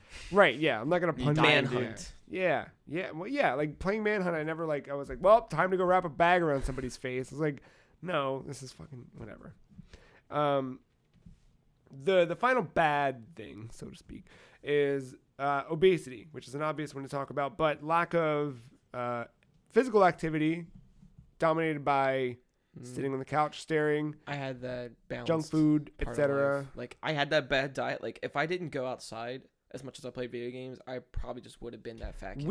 We did have that, but I'm telling you, as a homeowner, I don't see. I know I got those little trash kids that come out and hit each other with sticks in the alley, but I really don't see a lot of kids outside playing. A lot. Yeah. Compared to- World now. It's summer. I should hear kids every night. I feel like it depends on the neighborhoods too. I got like an alley out back. I feel Yeah. like if I were a kid, I would have been skating through that alley. I would have been breaking bottles. Yeah, I I mean, would have been hitting Not stick every ball. kid's a dirtbag. yeah, but I mean, like, but you live near a lot of like traffic and stores and. Kids love traffic. Don't you ever watch the news? I mean, yeah. Who the fuck is But that? like, in but Wells. me personally, I always avoided that type of stuff. I'd be like, because there was a park right near my house. No, but there is. and- There's a baseball field not too far away. And like, I Right. never see any fucking kids. I see No. more people over there walking their dogs and fingering each other than I do. fingering their dogs and dogs fingering them. But I never see kids over there hanging out and playing. Yeah. You know, and that's when we were kids, like summer nights, we were out with glow sticks, we were killing lightning bugs, we're playing football all day, like whatever. I was We had playing, slip like, and capture the slide set up in the flag, field. Dodgeball, Yeah. box free. All of it. Like this is right now for flashlight hide and tag. seek, Yeah. None of that shit exists anymore. Because everybody's fucking Snapchatting. Sending emojis. Dicks. Dab into the emoji movie. So there is that. There's that obesity factor where kids are going to gain weight. Kids are going to become a little more inactive, a little more antisocial. Or their social constructs are even kind of warped. Like we talked about before with that kind of weird online language and lingo and whatever. Like that's a real thing. That's a thing. That's. I mean, probably the worst already I told you I had to be near children recently, and they were saying "get wrecked, mate," and like all that dumb. I have seen some schools do like Minecraft classes where they teach you math and like team solving skills and working with other people and stuff. Yeah. So it's like it's cool. Like it'd be neat if there was more of that happening. Just another channel of learning. That's all. Yeah. Let's talk about the good side. Cognitive development. Hell yeah. Directly linked to things like, the fact that you have to follow directions in all video games is a good skill to learn early on, especially through trial and error. Right? Yeah. That's even more because you're learning that like not everything you do is going to be right. Sometimes you're going to fuck up. This is the one okay spot to make mistakes. Yeah. So, whether that's conscious or not, like. To piggyback like on the problem solving and then the negative like aspect of it right here. This is like the shit I went to college for. This was like the second major of me that I did. I always remember this. Video games is the only medium that you fail over and over and over and over again. Those pockets of like rage and you just getting mad is a combination of frustration of you just keep failing. Like what other thing do you fail time and time and time again? Yeah, hopefully nothing nothing right. else. But like it's a combination. It's because you want to succeed so much. Exactly, and it's a combination of like this being the only medium where you can really fail, and it happening so much. Everyone's gotten mad at video games. I feel like. Yeah. But I flipped my shit. Oh my god, I've calmed down. Like I still flip out. I know. I've seen some messages in your inbox, but from strangers on the internet. But I was a little shit as a kid, so like I've calmed down a lot since then. I was a short fuse. I would get mad at a lot of stuff, but one that really sticks out for some reason, and I completed this game, Star Fox Adventures. I got this game. I know it's not a good Star Fox game, but it's a decent Zelda clone. It's the same exact controls. You auto jump off cliffs. Like it's basically Ocarina of Time controls, but you're Fox with a staff. And there was these dumb little like puzzle solving parts where you had to like keep like this ticker inside of a meter. You had to keep it going like back and forth, staying within the range of something. And it would go on for so long. It was like a test of patience. And I remember just failing it like 4 or 5 times in a row. And I actually like got so mad that I didn't like. Whenever I'm also mad, I'm also like aware of everyone else. So like I'm still like I'm considerably angry. So like if I'm like I'll like scream into a pillow or like I'll bite the controller or like I'll throw something. Like I'll just do all that. Just do like a raptor scream, just most important of screams. But like I would cuss the shit out of that game, just get so mad, but I was so driven. Yeah. To beat it at the same time. Because you know you can. Like and that's the thing, is like you it builds that confidence within yourself to be like, but that stress is so unhealthy to your body, though. There has to be a better way to like get rid of the vent out that stress. I don't think it's a bad thing. I think it's good because you're forced to learn. Like it's not. I'm sure it's fine in like moderation, but if it's just like a lot of stress, I mean, and you're playing for hours, you're just constantly mad. Like no, everything has to be shorten your life. Everything has to be in moderation. But think about now, like especially with kids now, they're gonna grow up with the internet where literally everything is at your fingertips. Like sooner than me finishing this sentence, I could press 3 buttons and have a fucking pizza on the way. And like it's not hard to do that shit at all. And these kids they're not growing up with it. Like that's all they're ever gonna know. They're not gonna have to learn to work for anything. And this is one way for them to learn that like you don't get everything. Definitely. And I think that's one thing that people really need to learn how to accept, especially when it comes to losing. Like it's okay. Like it's okay to lose, because as long as you learn from it, like. Well, there's that anything, whole. It's a valuable. Yeah. There's that whole hippie bullshit. Yeah. That Carlin brought up.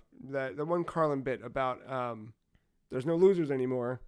I mean, you can still be a loser technically. No, but the kid fucking loses the game. They hand him a trophy and they say you're the last winner, and like that thing. See, always that I sticks don't in agree with because that's just like. But that's the shit that happens all the time. Because that's just being like condescending and that's patronizing. But that's what they do. Parents are fucking stupid now, and they do that. I believe in like tough love. We grew up in a different era. Yeah, parents are fucking. But when I say that, I don't mean like beat my ass for every little bad thing I've done. Yeah. I just mean like let me learn on my own through these difficult times and don't help me. Yeah. I mean, you can help me, you can guide me, but don't do it for me. Right. That's the only way you're gonna learn. So this brought up there's a couple other things here. Gameplay involving repeated actions that strengthen the brain cell connections underlying memory and learning. Your premotor and parietal cortex. Games that require real-time action, like Space Invaders, activate these areas which control sensory movement. So, at an early age, like something like that, where it's almost twitch-based and arcadey, like that can really definitely improve reflexes. Right. Totally.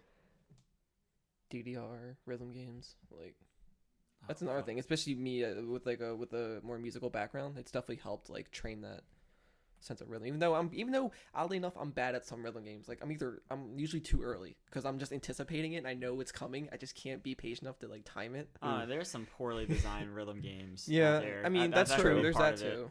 But There like was an arcade one at Dave and Buster's. But games last week. like Elite Beat Agents or something. Yeah. Like I'm bad at those games. I like them, but I'm bad at them. There's games that require logical thinking, like Tetris activates the prefrontal cortex, which controls your decision making. Let's not forget about dopamine, which is a great what? Not Dota memes. Dopamine, Dude, which we just named Matt's new show. Dota memes. Yeah. Dopamine is a chemical in your brain, which is released whenever your brain. It's the thing that we feel when we feel rewarded. That's the name of the Candy chemical. Crush. Right? Dota. But having that thing, that slow drip feed that you get through something like Candy Crush, Just but like casual it games. can make you feel good. No, it can be a good thing. Family Guy. That's the kind of game I was looking for last night actually. Dude, just like a simple something- like match color game. I downloaded like Puzzles and Dragons, then I deleted it, and then downloaded Let Plants me show vs you Zombies. about this Family Guy game. Smart. Yeah, but this kind of stuff. No, I'm sorry. And you should finish. I don't want to cut you off. I think also like there's stories in games now that are going to teach you things. Yeah. Even like visual novels. Yeah. Like I mean, even it's not. Some would argue it's not a game, but that stuff's totally real. Even if But something that's is reading. Yeah. yeah. Even something as simple as like fucking Donkey Kong. Like you got to get to the top and save the princess. Like whatever story that means, it's a tale as old as time. But it means something. Well, if you want to go to the real story of that, Mario's a dick. I know. He's an animal abuser, It's true. and he's and There's Donkey that Kong god- escaped. There's that goddamn millennial approach. There Yep. it is. It also helped to encourage multitasking. So games have become more and more intricate, and players have to juggle different objectives. Keeping track of all these different elements. Like think about something like Dota. There it is. I would even say that now we're no, playing with fire. I would even say something with like a first person shooter where they captured a flag or like Yeah. or something like Overwatch where it's like or like Splatoon. Yeah. It's not necessarily about eliminating the other players, but at the same time you're trying to cover You're trying to most of the strategically, map survive, stay alive, and while keep them at bay. right, level up your gear, level up Yeah. your stuff. Multitasking right there. But totally. But yeah, there's a study that by a cognitive scientist at the University of Rochester. And the study found that people who play video games become more attuned to their environment and are able to keep visual tabs on friends in crowds, able to navigate better and better at everyday things like driving and reading small print. Playing games also significantly reduce reaction times without sacrificing accuracy, beyond the context of the games and into making correct real-world decisions. What's interesting about that, just a anecdote, I find frequently that when Katie and I are out somewhere, could be anywhere, and I'll say, "Oh, look at the blah blah blah." She's like, how do you know that?" I'm like, "I know everything. I'm always aware of my surroundings. Batman, gotta be." Mm-hmm. But I've been playing video games for 28 years, 28-year-old man. I've been playing them for as long as I can remember, and I'm always observing that kind of shit. Yeah. Oh man, if you want a hard way to learn how to be good with like perceptive skills, bullet hell games. Yeah, man. Fuck, dude. Yeah. Yeah, I struggle with those. But yeah, hand-eye coordination, fine motor skills. Gaming is stimulating a learning experience and a social activity too. I think this is where VR can come in more handy. Oh, that's a whole different. But yeah. I mean, it has its bads, but I think it could be beneficial. Usually, I mean, growing up for me, a lot of times I'd play games with my brother, but you'd also have friends you'd play games with. Even today, I mean, this whole podcast is founded on the idea that we're friends who play games and we play games together. So there's that social aspect of it as well, where, you know, even like think about a work scenario where you talk about something you've played and how it affected you one way or the other, whether it's just a fucking cool game or it's something there's a memory tied to it, you know? Yeah.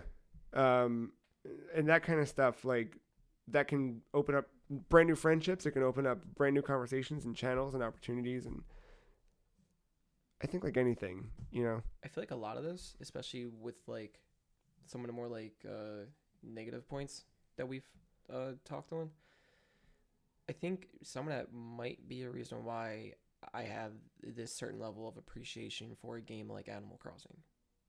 Because I feel like that's the kind of game that sure, I mean, if under the right or wrong mindset, anything can be positive or negative. It's all about how you go about it, I guess. But that seems to be like a kind of game that tries to I don't know, it defies itself differently. Like, yeah, it's a video game, but something about it, I can't see getting that stressed out over. I can't see me like wanting to invest 100 hours into it in one day. You know what I mean? Let's just, I just mean like, no, I mean, it has a could natural take all my like time, but that's the kind of game that makes you want to come back and do it in small pieces, and it's not stressful.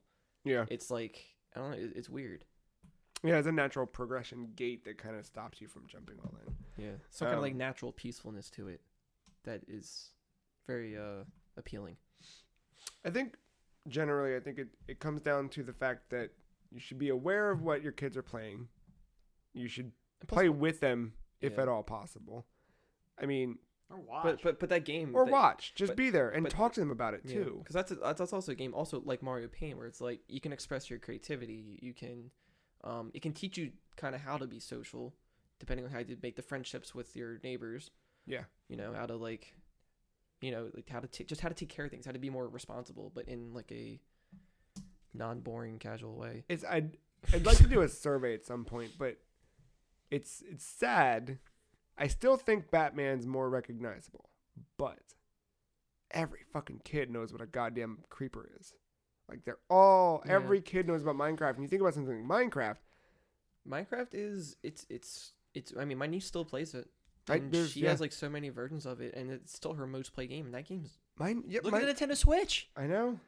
It's shot right it's up like there. the number 2 game, number 1 game every week. But I mean, but as being somebody who was playing it before it got extremely blown up and sold to Microsoft or whoever, I can see why like it gets that recognition. Like, well, my nephew still plays. My nephew is it's just a virtual canvas. My nephew's 16, right? Yes, 16, and that game probably came out when did it come out? What year? 09? Was that It was okay. So officially, it came out 2011, but it was out for about a year or two in pre-alpha, or beta stages. Probably like before that, 8 or 9, because I remember watching the Let's Plays. But he that's something that I remember him playing years ago when he was still what I would call a kid. I mean, he's still a kid, but. And then before it was called Minecraft, it was called like Infiniminer or something like that, and it was way different looking. He wasn't playing it back then, but it's something that he's, for all intents and purposes, grown up with. You know, where I was growing up and GTA was going from top-down 2D to 3D murder simulator, right? And this is something he's kind of stayed with. And even though he's graduated to the murder simulators, and to be fair, Sean and my brother were letting him play GTA all the time when he came over. No big deal.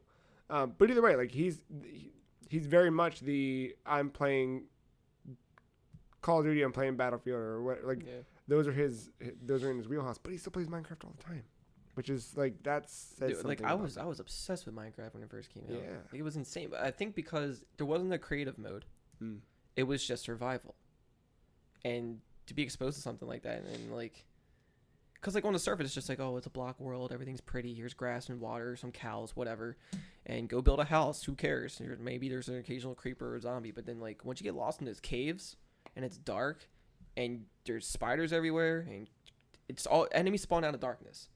And then then you find a secret that people are talking about, like, oh, there's a portal you can make. Another realm. Yeah, and it's like you go to hell.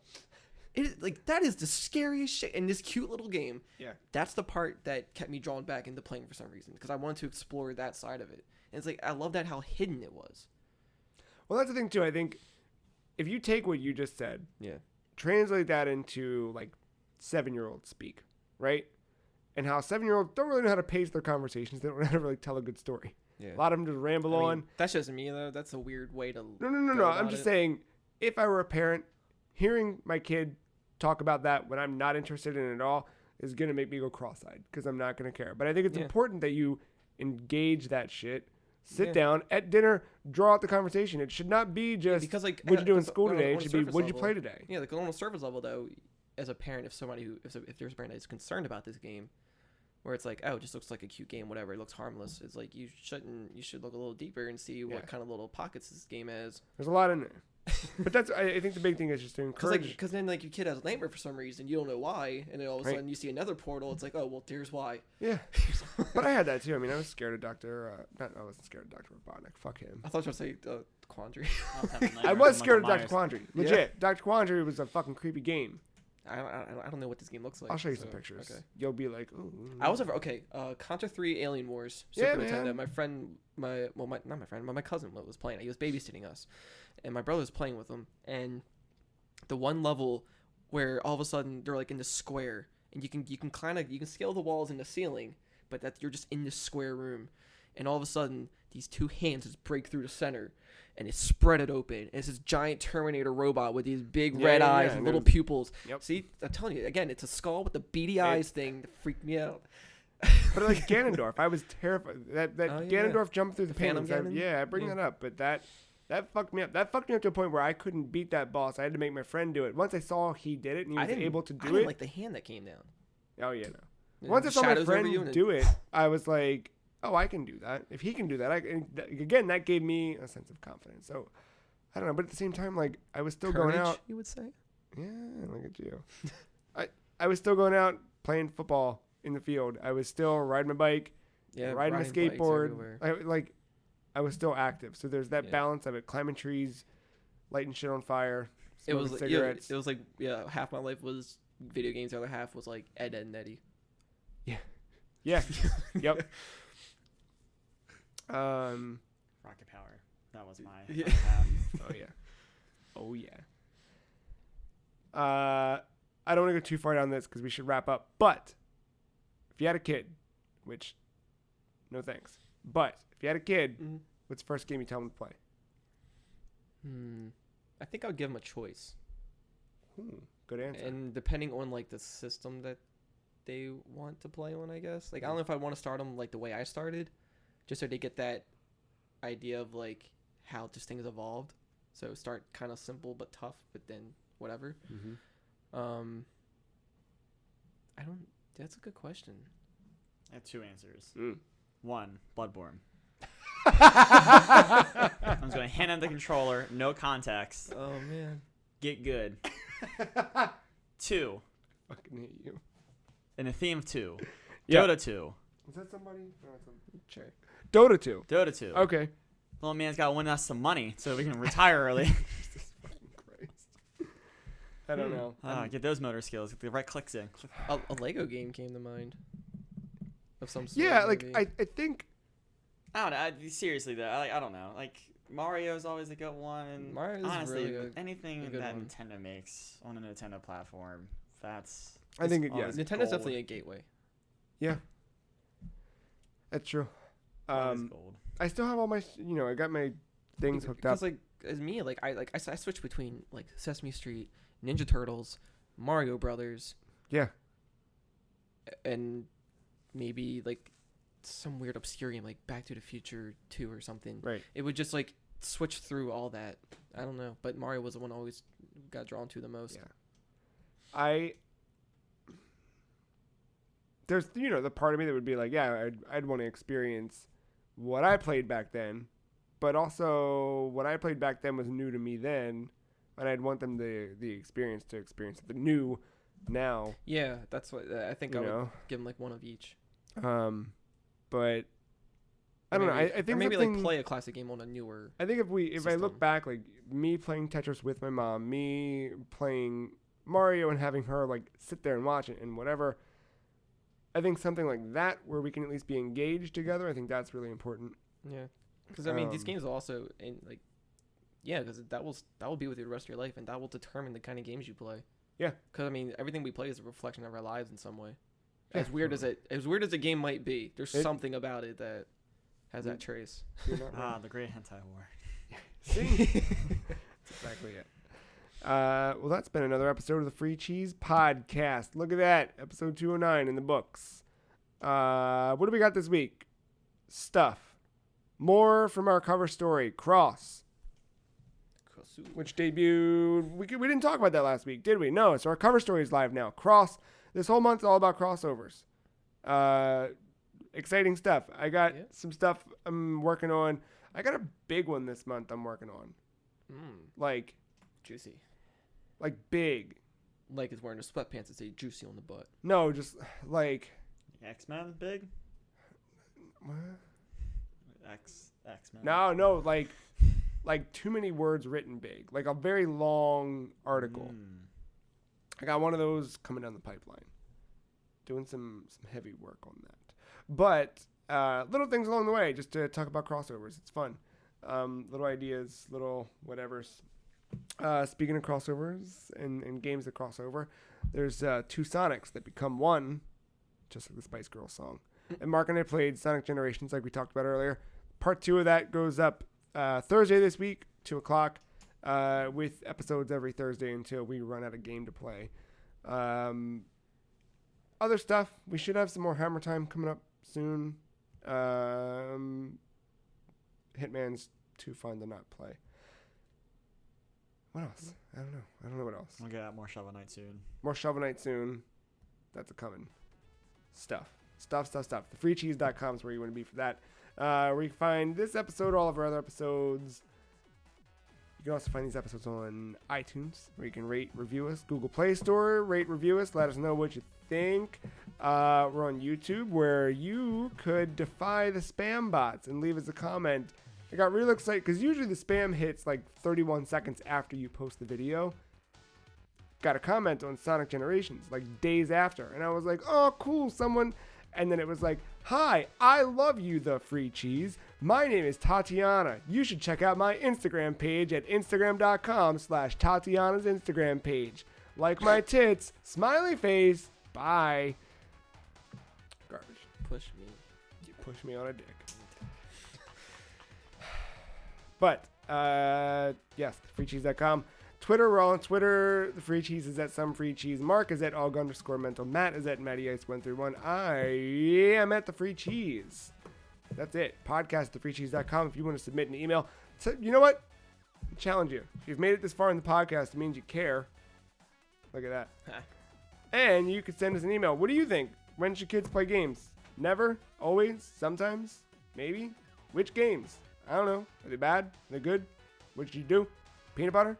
What kind of jelly? Grape? Strawberry? Apricot? I don't know. What's your favorite ice cream? Mint chocolate chip? Is that the right answer? I think so. Ketchup? What? Mayo? Who knows? Shower with your dad simulator?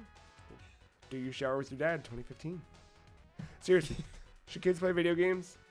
Podcast, thefreecheese.com. That's going to do it. We will see you in another week's time with another week's episode. Thank you, Mark. Thank you, Matt. Thank you, listener, for hanging out. We'll see you next time.